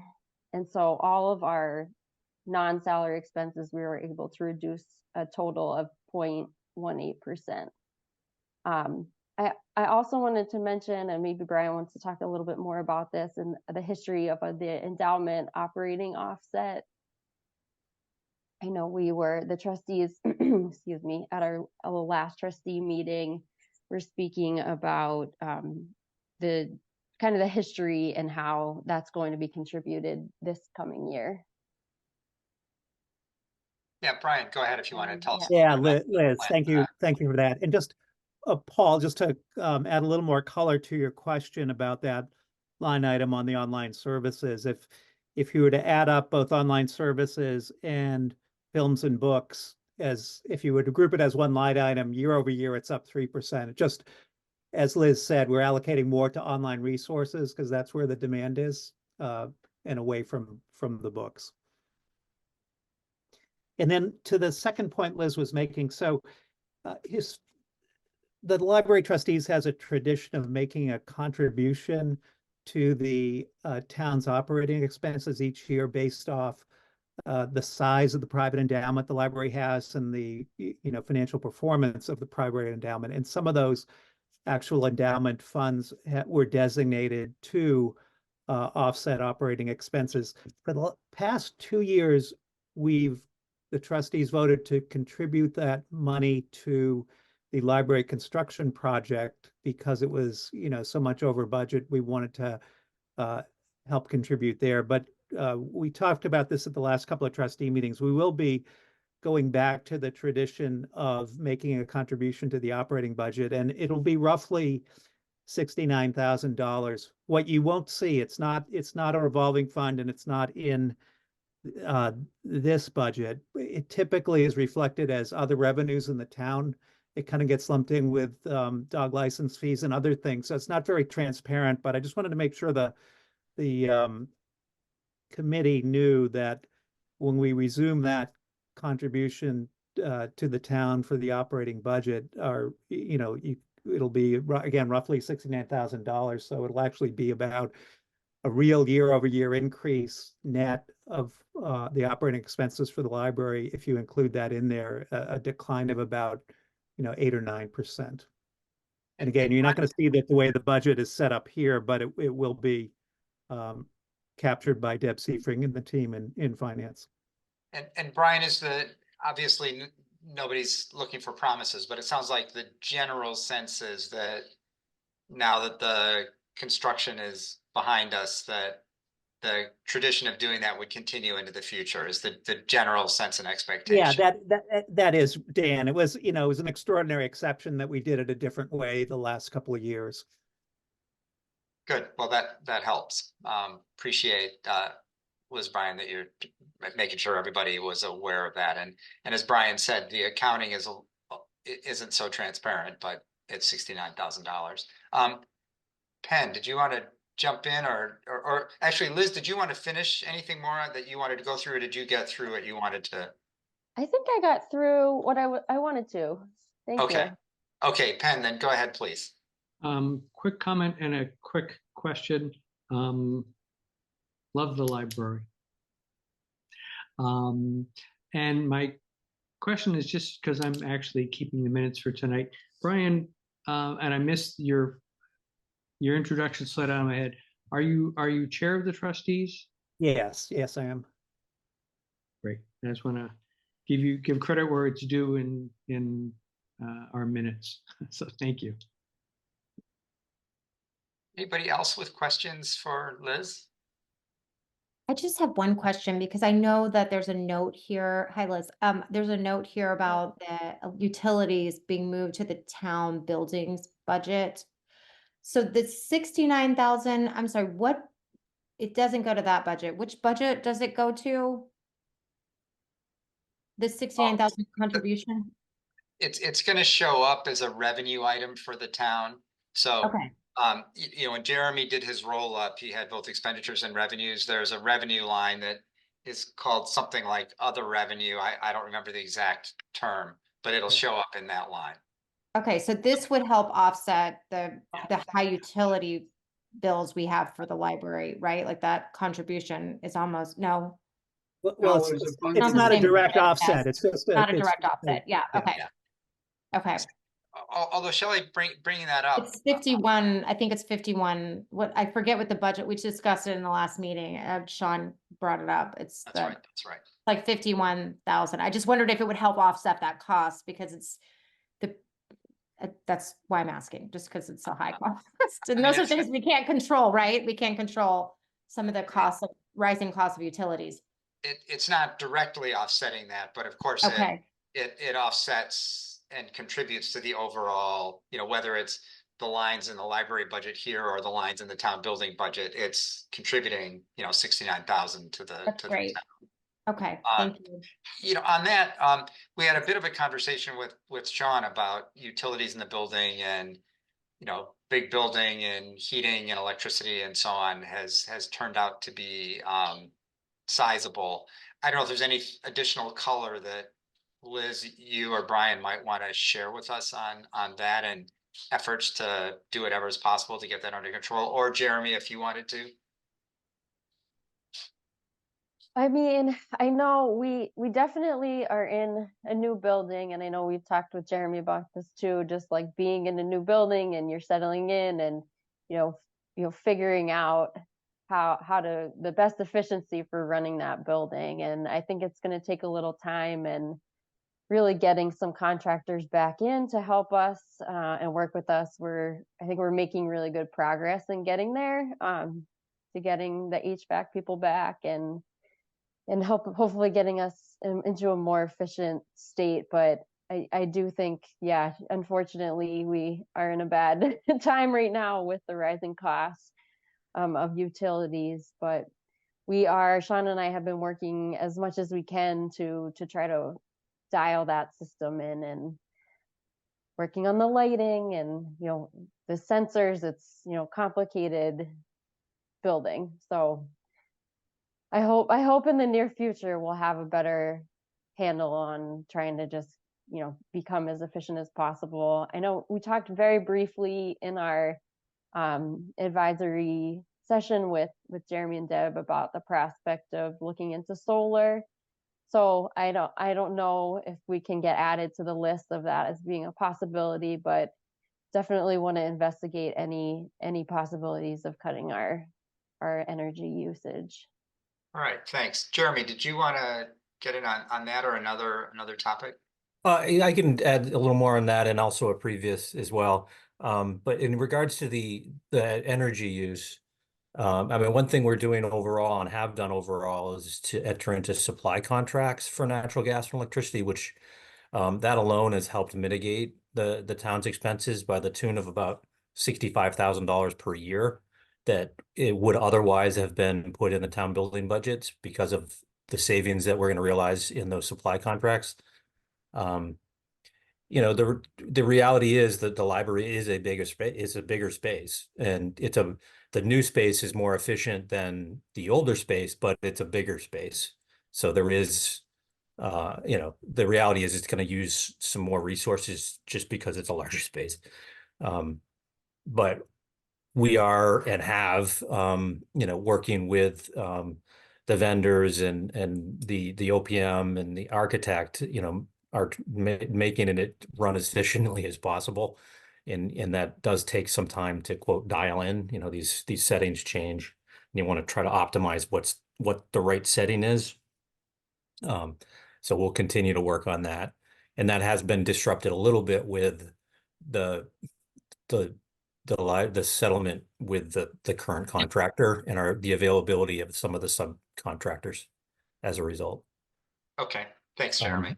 In regards to solar, unfortunately, there's not a lot of surface on the roof that's free. There's the beautiful skylights that take up some surface area. So there's not a lot of opportunity for rooftop solar, but it's certainly, one of a handful of buildings that is on the list and will continue to be on the list. And back to the previous conversation about the revenue. So in the budget model, which I guess Dan is set around the actual, spreadsheet working model. If you go down on the revenue portion of the budget model, there's a section called other revenue.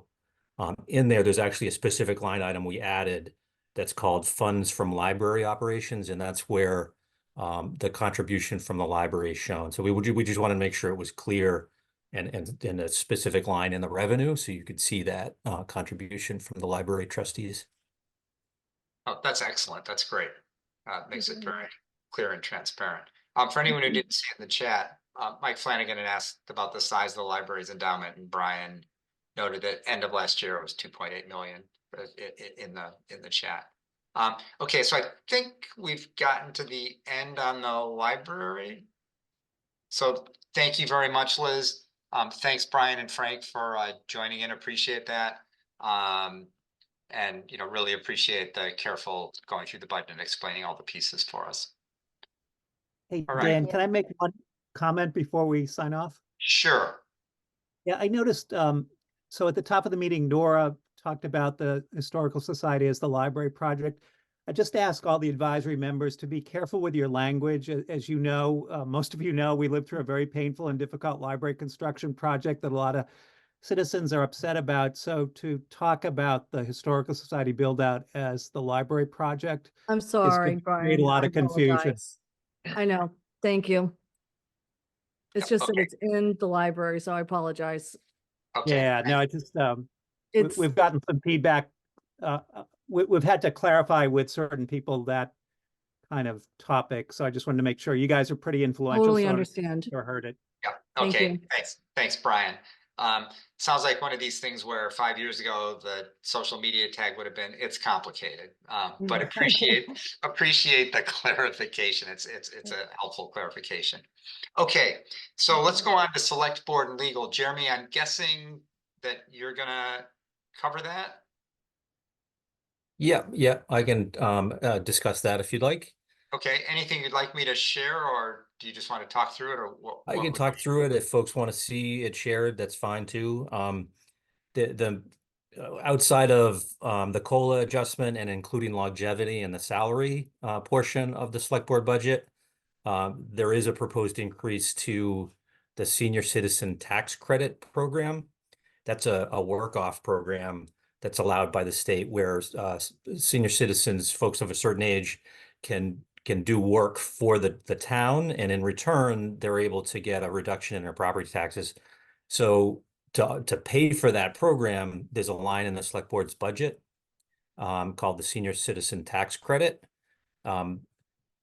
Through COVID, there was not as much demand for that. Folks didn't want to come in for obvious reasons to town hall to help it's not really volunteer, but do the work off program. But we've seen a big resurgence in that program.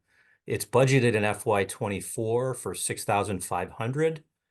The select board's current policy allows individuals to claim up to $1,000 of credit per person. That limit had been restricted by requirements from the state. The state actually just increased that limit up to $1,500 per individual. But what we're seeing is a lot more folks that would like to take advantage of that program than we have funding available for.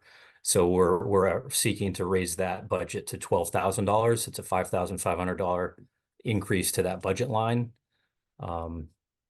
based on the demand and the value that we see in that program. There are folks that would like to assist the Council on Aging, for instance, and be part of the work off program. So there's value there, or folks that will come in and do work in the select board's office. And currently it's constrained by the budget that we have available. I think it's a great program. So we're hoping to expand that more based on demand and need. And then there's really not much to say by way of the expense lines. There's actually a small reduction in the expenses of the Board of Select Board, which also includes the ZBA expenses that had been previously, I think prior to FY24, had been a separate line in the budget. Since it was such a small line and essentially overseen by the Select Board staff, we just rolled it into the Select Board budget. But overall, the expense lines are actually a 2% decrease. That's really the high points in the select board budget. Happy to answer any questions or go through anything else. Thanks, Jeremy. Questions, comments? Jeremy, just to follow up on the senior citizen tax credit. So these are residents who come in, can help out work various projects and get paid up to $1,000 a year. So is this 12 individuals that we've budgeted here? Or... That would be, yeah. And, we've currently are limited to about 6 individuals. And so all the current funds for FY24 are quote spoken for. But we have a fair amount more folks that would like to take advantage of the program. We just don't have the funds to do it. And there's the need, talking with department heads and others, there's definitely the need for it because these folks will put in a lot more than, the quote, the $1,000 credit they receive. They put a lot more. They're much more valuable than that in the course of the year of their time helping with departments. What departments are they mostly connecting with? Let's see, select board, council on aging, some finance departments. We'll find somebody that might be a retired accountant or something and would have those skills and to help in those offices, the collector's office. But right now we're seeing a number of folks wanting to help the council on aging programs right now. So this is half kidding, half serious comment, but anybody with field management experience? I mean, half serious. I haven't seen that, but I mean, we're on the lookout for anybody who, and any skill set that could complement what we do as a community. Certainly would welcome that. Anybody else with I'm just curious how you get the word out about that program, Jeremy, how people know about that. Does it come out through like the Council on Aging because that's kind of the retired population, or is it? Well, it does, how would and a citizen know about it? Yeah. Yeah, it does through, it's not a regular advertisement. Like I said, right now we don't have the capacity to take any more folks on, so we're not actively marketing. But if we do get this budget increase to expand the services, yeah, it would go out in, the link on the COA. I see Sue has her hand up. We advertise it at different events and whatnot. Diane is our in the select board office, essentially manages that. Diane Morris. Hi. Is it all right if I say something? Yes, go ahead, Diane. Okay. So over the last 6 months, I've had a big demand for doing senior tax credit program. I just had a gentleman the other day I gave an application to that has a finance background. So, we depend on them a lot. My office depends on a senior tax credit person, and we have for many years. I know many of them work through the COA office. We've had senior tax credit people in the tax collector's office at one time, folding the tax bills, senior tax credit people folding the link that has to go out to everybody. We always have something for a senior to do, and we really need them. They're a help to the town hall. And I really don't want to have to turn people away because I'm thinking that the ones that come here actually really do need the help from us. And at one time, the senior tax credit line item was $11,000. And when we lowered it, we promised the select board that if we had an upsurge of people coming forward, we would bring it back up to where it should be. So we had that, we lowered it during the COVID times because we knew that there was nobody coming. But now that things have turned around and the seniors are coming out more, they are looking to come and help.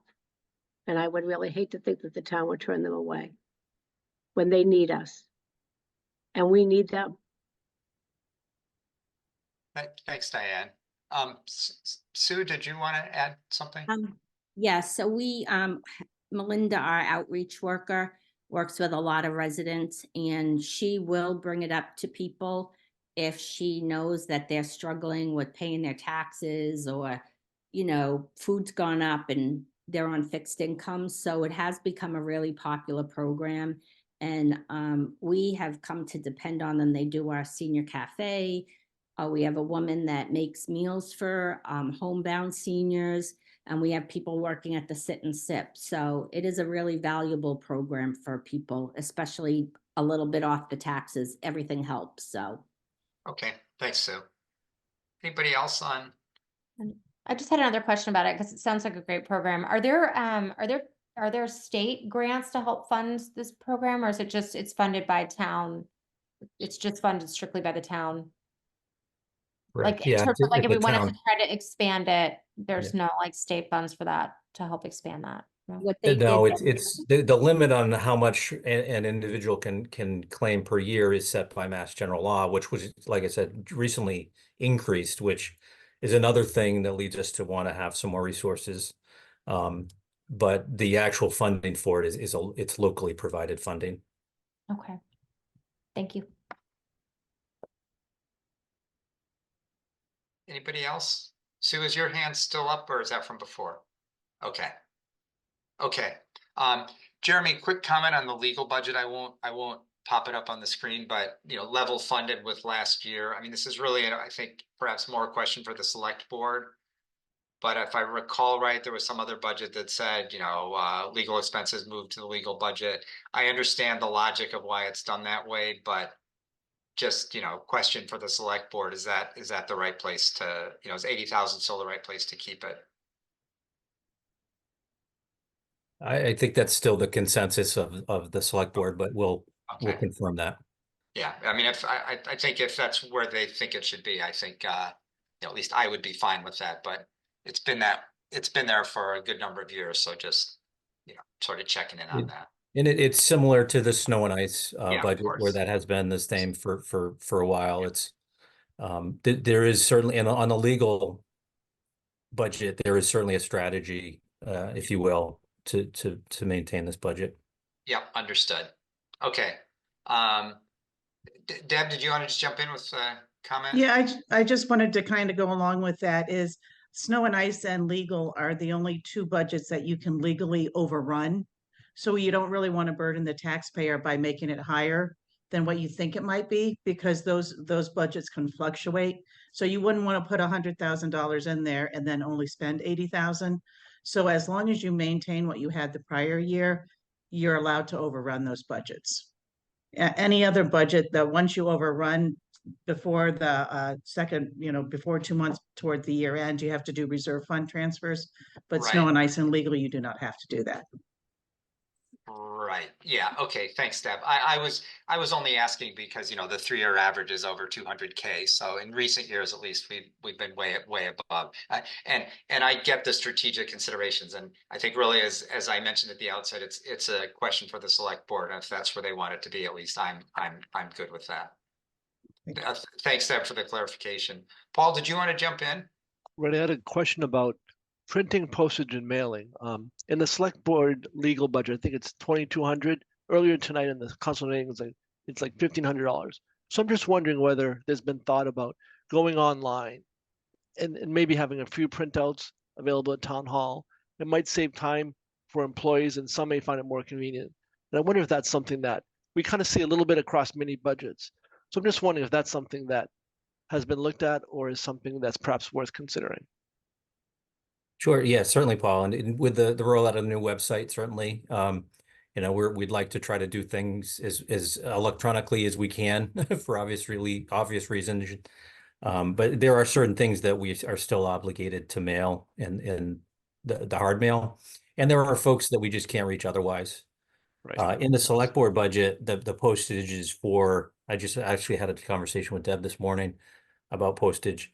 There's a postage meter in town hall, and that's actually under the select board budget. So that's captured there. The postage you see in other departments' budgets are the specific mailings they're doing that might have postage that they're paying, the bill vendor to send out. But the general postage that through the meter stamp is under the select board budget. So that basically for all of town hall. Right. Thanks, Jeremy. Happy that it's something that that you've thought about looking at, because it's probably spread out as small pennies here and there, but then it'll add up. It might even be a benefit to some and maybe save some time for employees as well. So thank you.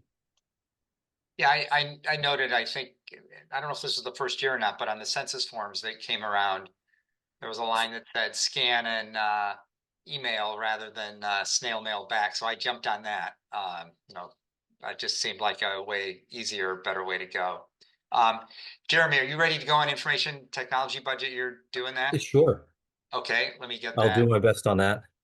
Sorry, Klaus couldn't be here tonight, but it certainly can relay any questions if you have any. But And, um, and this he is does just have a operating very budget, right? detailed budget, so my overview is not gonna do it justice. He has various tabs in his budget that really outline the specific expenses that go into each budget line. Um, but as you know, this is still evolving as a consolidated IT information technology budget, and pulling things from various other departments that had been budgeted in those various departments instead of being consolidated. So I think we've made a lot of strides towards consolidating IT expenses into this budget. There's little salary. There's a stipend that our IT manager Klaus gets paid, and that's been adjusted based on the COLA. But the majority of this budget is expenses for software, for minor equipment repairs, software licensing, cybersecurity, different operating systems that we have, cloud systems. And I'm told that the main increase or budget driver in this budget is related to cybersecurity and our software licensing costs. And there were, I guess, on rental lease line, there were 2 copiers that were pulled from the fire department budget and now are covered here for rental of copiers. That's another thing we've been pulling together into this consolidated budget. Some more consolidation of the phone services.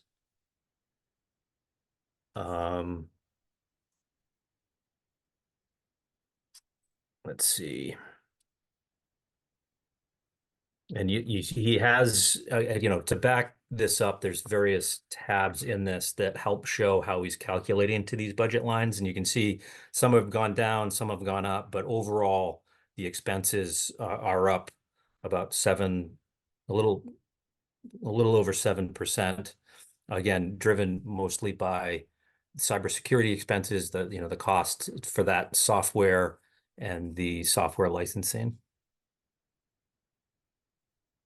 Thanks, Jeremy. Yeah, so I'm a big fan of what Klaus has done, and I know it's some decent size increases, but as you said, it's sort of bringing the town into 21st century on cybersecurity and the way IT stuff runs, which just seems like a pretty important core function. So Jeremy, I do have one thing to just flag, and it's probably not something really to talk about a lot tonight. I mentioned this to Klaus previously, and I think he was going to have some conversations and see. But one thing in the software licensing, there's about $8,000 for Adobe Creative Cloud, and it sounded like that might be a product that's only used by a handful of people in town. And if that's right, the question I posed to Klaus is, is there some substitute product that might be that we already have if somebody were willing to transition, or that perhaps is not the 8,000 a year plus for Adobe Creative Cloud. It may be that there are people who are using it and they absolutely need it. Klaus wasn't really sure if that was the case, so just wanted to flag that one to run down. Yeah, happy to check into that. And I think that's what we're finding as we're doing this, bringing it all together. These are the opportunities we're going to find that, as we aggregate all these licenses together under one department, we will know what we have. And I know some of these softwares Klaus has mentioned, they used to be a license that kind of you could share, like you could have one instance of the license as long as not more than one person was using it at a time, you could share a license. Unfortunately, the software companies were smart and caught on to that. So no longer can share licenses in many. So that has an impact. But yeah, if we don't need, 8 instances of that software, then we should cancel some of those subscriptions. Yeah. Okay. Thanks. Wasim, go ahead. So I'm aware of actually one company I work with that had a ransomware attack recently. So this question is kind of twofold. One, what are we doing to, prepare for things like that? And the other thing, do we have any, what do they call it? Audits. Yeah, IT audit, or maybe like a board that audits the work that's being done. I think those are maybe some good practices or things to consider. Yep. We actually applied for a grant. I mean, it's not necessarily a money grant, a dollar amount grant, but it's for cyber security awareness training for staff. So we're optimistic that we'll receive that grant. And there's also just through the Commonwealth does it as a matter of practice as well. So there's some training that we'll be doing for staff because to be aware of cyber security issues and different scams. I'm trying to find the budget detail. But I know Klaus has added some layers of protection to our systems. And some of the software that he has now, he knows what software is installed on all of the computers that the town has, and he can ensure that they all have the proper security software. So that's a one major improvement that he's done over the last couple of years. I thought if Klaus were here, he could share this with us. I have a recollection that one of the vendors that he works with does do some probing and checking for kind of the sort of weaknesses that would make ransomware a risk. I don't know that it's as extensive, Wasim, as what you were saying with kind of an audit, but I have the impression that Klaus has spent some time thinking about just those issues. And maybe when he's with us, when we talk about capital items for IT, we could circle back and get I him to think tell that us may about be that. the Harbor Networks. I pulled up Yeah. the cybersecurity tab here, the Harbor Networks Yep. services. I think that's part of what they provide for us. Yeah, you have a recollection of the same. Frank, did you want to comment, question? Yeah, just a quick comment, and Jeremy, Klaus probably knows about this, but there's an organization whose name's escaping me that provides discounting software licenses for nonprofits. You may want to follow up with them. I know Liz knows the name of the organization if she's still online, but they usually have some significant discounts and things like for Adobe. And which you understand would be available to town governments? Well, to nonprofits. So the library I know was considered a nonprofit, and they bought things through that service. Okay. I don't know quite strictly speaking if it's also towns, but there's enough nonprofits associated with the town that you can get the license for the library and share it, for example. Yeah. Yeah. Yeah. I mean, please share that contact information. We can look into it. We do take advantage of the statewide contracts for software. So, we necessarily through that we do receive some discounts through the bulk purchasing of the Commonwealth, but happy to explore another alternate vendor if they're less expensive. Okay, good. Thanks, Frank. That's helpful. Anybody else on IT? And again, the capital items will come to later. See, capital budget, talked about those last night. We'll get to those later in our season. Okay, so then Sue just reminded me, it's called TechSoup. TechSoup? I believe so. Okay, thank you. I'll confirm Thank you, that Frank. for you, Jeremy. Okay. It's in the chat. Oh, perfect. And so just to clarify, Jeremy, when I was referring to audit, I didn't mean a company to come and audit our security, but I mean some sort of internal audit of, okay, what is the security that we have in place, and what are the actions that we will take if we are subject to some sort of an attack. That's the type of, I guess, plan that I was referring to. More of having a plan for when things go bad, and also a plan for, you know, when there are transitions in personnel or whatever it is, right? Sure. Yeah, thanks, Wasim. Understood. And those are the things that Klaus is developing. He's developed a number of policies for us. And like I said, has installed the software that helps scan periodically all of the town's computers to know what licenses and software we have and make sure that I think that's part of that is what you're talking about, the audit. But Klaus could certainly speak to it much more articulately than I am. Thank you. Okay, thanks, Jeremy. Thanks for taking us through that. Okay, so let's go on to insurance benefits and so on. Deb, are you gonna talk about that, or Jeremy, or? Either myself or Jeremy, whatever Jeremy prefers. If you're ready to go for it, Deb, go. That's fine. Yeah, well, Do it's you want me to share? Do you want me to share any? Yeah, sure, you can go ahead and share. Where do you want to start? The liability insurance and benefits? What? Liability, or no, how about, yeah, liability. Okay, give me 1 second and I will get that set.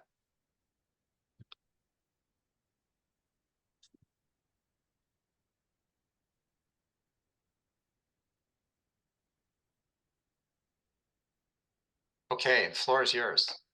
Yeah, well, I mean, it's pretty easy. We did meet with a representative, and it's pretty early on in the stages right now. So he just said he suggested a 10% increase across the boards. He'll have more information for us in February as we move along. But, you know, so we pretty much did what he said and kept everything, you know, pretty status quo. The actual numbers are coming in, which pretty much close to the FY24 budget. So we think those are good numbers with the exception of the deductible expenses. So anytime we have to file an insurance claim, we pay the deductible, and this is the line item for that. But there's a special revenue fund out there that we have been able to use for those expenses. So that's why we zeroed that out. But besides that, everything is pretty status quo. Okay, any questions for Deb? So in that budget, Dan, there's also the Middlesex County retirement assessment. And that's up 6% year over year. That's based on the plan that's required of the Middlesex County Retirement Board, required to get up to full funding. So that's in this budget. The health insurance, Maya, the Mass Interlocal Insurance Agency, is the town's carrier, and they've said that we should put a placeholder in of 8.5% increase for the town's health insurance. Hopeful that by mid-February it'll have a more refined number for us that might be a little lower, but they did broadcast some ranges that different communities are seeing for their health insurance, which is based on experience. Is what they call it in the insurance world. Our experience is pretty good, but in general, folks now are doing a lot more coming out of COVID. Folks are getting that deferred a lot of their procedures are now having those things done. So the cost of medical insurance has gone up as a result. But hopefully we'll get a refined number from that. But it's probably not going to be much different than the 8.5%, which on a large budget line is a pretty significant increase over from a dollar amount. Yep. And then the town's property insurance is also within this bundle of budgets. And that we've been asked to put in by our carrier a 10% increase on the property insurance. That's the spreadsheet we were looking at before. Yep. Mm-hmm. What drove the big increase last year in that? Is that property insurance a package policy from 150 to 210? Correct. It's a package policy that covers all of the town's buildings, including the library, and adding the new library construction increased the value of insured property, so that impacted our premium. Okay, thanks. Yeah, these are just hard items because there's not much not much we can do about it. Just kind of is what it is. And as you said, Jeremy, they're big number and big dollar increases. I mean, on the health insurance, it's, it's based on the current plan that's provided to town staff. There are ways that the town could consider different insurance plans and packages that may have an impact on their cost, but there is certainly a process for that, involving the select board and the various unions to bargain. Right. I mean, if there are opportunities for rearranging plans in ways that don't disadvantage employees, but can save some resources, that would be great if there are any opportunities. Okay. Any other questions for Deb or Jeremy? Just one more for me, just to understand geography. If the conversation earlier on the recreation individual, if that were to go full-time and they wanted benefits, is this number here, department expense, this 3,000,004 would go up by 14,000?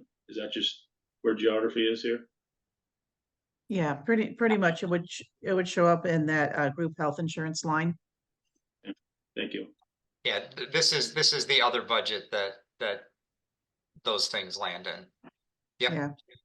I don't know if you noticed on when you were looking at the employee benefits, the bottom two lines below department expense, I don't know if we wanted to address those or not, but one is the OPEB stabilization transfer, and that's for the unfunded retirement that we continue to put in $100,000 every year.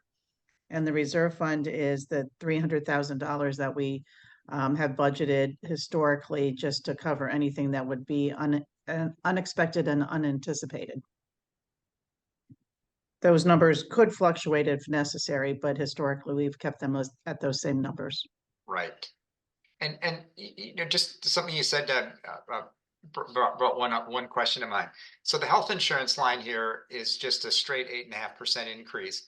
So there isn't any count here of how many benefited employees, because we're not at a point where we'd be doing that. And so that, the shift to a benefited position, as we were talking about earlier, in actuals, it would show up, but it's not explicitly here because we're just doing an 8.5% growth off of last year's number.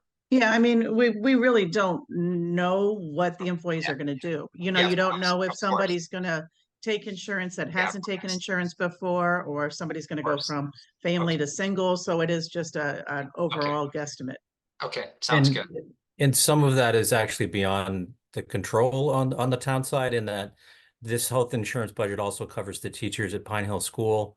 And if they add or change staff or have retirements or hires, those are hard to predict and capture in the budgeting process. Yep, understood. Okay. Anybody else? Actually, one more thing, Dan. Actually, Diane just texted me, and we're talking about insurance. We actually have cybersecurity insurance through our plan. It's one of the things that they cover. And through that, to get the cyber insurance coverage, which currently is it's included in the package, we don't pay extra for. Maya has an extensive audit that we have to put together for them of information. So there's requirements that they make us do to meet to provide this coverage. So thanks, Diane. That was helpful. Okay. Yeah, that's very helpful. Thanks, Diane. Thanks, Jeremy. You're welcome. Wasim, did you have a comment before we move on? Yes, both the retirement and the insurance cover Pine Hill. Yes, that's true. Okay. Yeah, since the region is its own thing, but Pine Hill is part of the town, so the benefits for Pine Hill employees are all landing in the town's benefits budget. Got it. Okay, thanks. Paul? You're muted. My question is about the reserve fund line. And I'm wondering if that goes into some account somewhere, because if we're adding 300,000 every year, I would think that at some point you accumulate enough buffer such that you don't have to keep adding to it. So I'm just curious how that works. Is that actually put into an account somewhere and? No, it's just an operating line expense. So if we don't use it, it just rolls into free cash for the following year. I see. It's Okay. not truly a bank account or a true Okay. fund. It's just an operating line item. Okay. So does that factor into changing people's tax bills, if you will? Like, I wonder, it seems like like is that something that's kind of counted in, like where you need revenue to cover that, if you will, So even though you don't spend it? Or is it washed out because it goes into the revolving fund if you don't use it? no, so the 300,000, is part of the operating budget and would be part of the tax levy. So, the 300,000 is, it's the town is being taxed to cover that. If it isn't used, and it just depends on how the years go, sometimes a good chunk of it is used, sometimes less. Exactly as Deb said, it rolls over to free cash and it becomes part of the, call it retained earnings if you want, or free cash, right, which, then is available to the town next year for a whole variety of things. Like this year, when we get to capital budgeting, we're going to see that the proposal is going to be to use free cash to pay for smaller capital items. So the town is being taxed for it, but the money isn't evaporating. If it isn't used as a reserve fund transfer, it's going to flow over into the next year and can be used for something else the following year. Makes sense. Thank you. Okay, so thank you, Deb. Thanks very much for taking us through that. Inspectors, Chris, are you gonna do that? And if so, anything you'd like me to share? I don't know if you need to share anything. It's very boring. Then just go for it. It's getting late. Everybody's getting tired. Yeah, no, it's all level funded. Jeremy did a tweak to adjust the hours we had added for the admin assistant to be more reflective of the real amount of money that we're spending on that as of last year. So that's about it. It's actually a minor drop from last year's budget. Okay. So unless anybody has questions, we can, I think, just say thank you, Chris. Thanks for hanging with us all this time. No problem. Hope you found it informative and maybe even a little bit entertaining, or maybe not. I wouldn't miss it. This is the best. Of course. This is the best night of the year. I mean, where else would you want to be on a Wednesday night in January, right? Exactly. Thank you. Okay. Thanks very much, Chris. Sounds like a future advisory member. I was going to say my term ends this year, so there's a spot. I'm sorry. Say it again, Natalie. I said my term ends this year, so there's a spot for him full time. There you go. There you go. Okay. So let's wrap up with elder housing. Kitty, are you gonna talk about that? Do you want me to share anything? I don't know if you need to share anything or not. Everyone has a copy of it in their files there. Or if you want to share it, fine. I'll if I can here, I'll pop it up. Okay, fine. But just talk us through however you'd like to.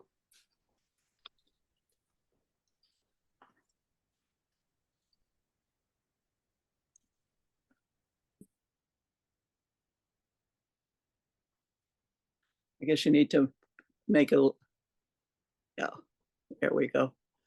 I had some comments that I shared with Jeremy and Deb in December, and I'll just go through those. I think we'll hit the high points of where changes are. We've added a new line item for major repairs and apartment revenue, renovation, sorry, I've been hearing revenue all nights. And the Department of Revenue cut off what the balance of what we had not spent in that $500,000 bond that was approved at the annual town meeting of fiscal 12. And we still had money in it. And when we first addressed the bond issue, we assured the town that we would not be updating the apartments until the resident moved out. Well, here we still have 3 more apartments to do. And 10 years ago, when we started doing apartments, it was about 25,000. Now it's closer to 50,000 to update the apartments. So that's why we're adding the line item. And where is it in? you'll see it, major repairs of $100,000.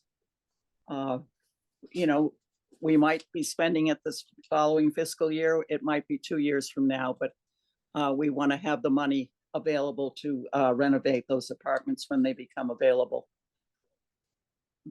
The water treatment facilities is the big question right now.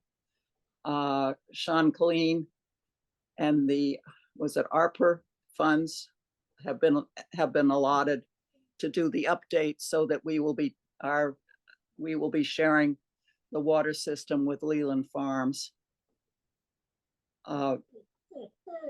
Showing revenue to the town, we I think almost 10 years ago started this fee for service, and the worksheet we did include in the when I gave the papers to Deb. And this, excuse me, I'll have to look at that line item. Where is it here? Something like 20 or 21,000 that we pay to the town for the services provided to us by CM&D, Department of Public Works, and also the calculation on how we arrive at that figure. And it's based on a tax rate on the buildings only. The land is owned by the town. And then let's see, what else did I have here? On the property management contract, in the past, we've been doing a 3-year contract, which has been very satisfactory, but we never knew what the correct percentage was going to be. And we'd say it'd be 2% 1 year, maybe 1.5% the next year, and 3% the third year. I'm proposing this year that we would be basing the increases to the contract for the following fiscal year on the whatever the percentage was on the Social Security. I think it's a fairer way of coming about it. Insurance, we've always been sort of behind the 8 ball because we were always figuring it on the prior year, and I think a year or so ago we saw a substantial increase, and we've been under budgeting it. So this year we took the last year's figure, which I believe was something like $5,000, and we added 10% to that. It may not be that high, but that's how we arrived at it. And the bond expenses, there was a memo included from Heidi before she moved on with the amount that she projects that elder housing would owe on the bonds, the monies we have borrowed over the years. So I can try to answer your questions. So thanks, Kitty. So if I understand the way the revolving fund works, the operating budget's approved by the town, but the revolving fund is essentially going to cover the operating budget expenses, and from the prior borrowing, there'll be the transfer to the town to cover the principal and interest on the bond from the prior borrowing. That's correct. That's correct. But this is all kind of here, but net isn't actually, in a sense, it's self-financing on net. That's correct. Even though the budget's all here to be approved. Right. And Deb's report to me in for the 12/31/23 year, we had 648,000 in the revolving fund. So the money is there. Okay. Jeremy, if you want to jump in, if I mangled that a little bit, please. No, I think you got it right. Essentially, it's a revolving fund. Elder housing in Woodhaven is self-sufficient. So they, the rents that they gather is the revenue into the revolving account, and that offsets their expenses. So they don't draw anything from the town budget. In reality, they actually provide some funds to the town by way of offsetting some of the services that Public Works provides, and also paying their share of any debt service that might be attributable to Woodhaven. So they're self-sufficient and offset any potential costs they have on the town's operating budget. Thank you. Much nicer explanation than mine. Thanks for jumping in on that.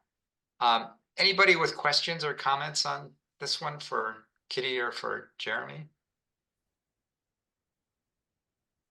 They're all tired. Well, I'm noticing, it's the squares, the grid is shrinking as people little by little drop off as the hour gets later. Okay. So it's just quick, is it self supporting, or does it also, you said, provide also funds to the town? That's correct. Yeah, there's some services that DPW provides, and there's actually a payment to the town to cover some of those. Right. But otherwise, nothing in terms of, let's say, property taxes or anything like that? Correct. No, but what we refer to as the fee for service is based on the property tax, though. And if there's a worksheet that if it wasn't provided as part of your paperwork there, Deb, I'm sure can forward it to you. All right, thanks. Okay, great. Thank you, Kitty. Appreciate it. Thank you very much. Good luck. Thanks. So I think that brings us to the end, unless anybody on advisory has anything else that they wanted to raise.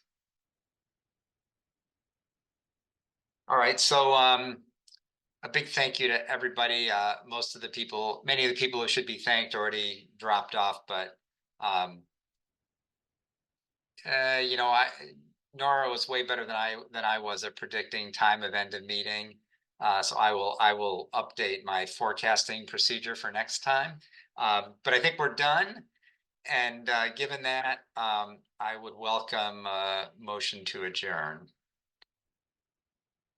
So Seconded. I couldn't believe the pause there. I thought people would be right on it. Okay. We're too tired.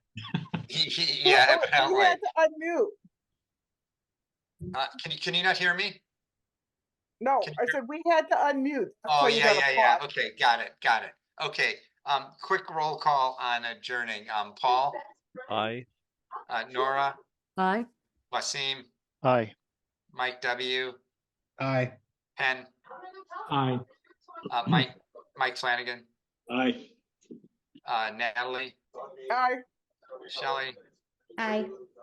And I am aye as well. And no, that gives us 9. Okay, we are great. Thank you very much, everybody. We are adjourned. And we're back next week on the 31st for more of the same. Should be good. See you then. Bye. Good night. Bye, everyone. Good night.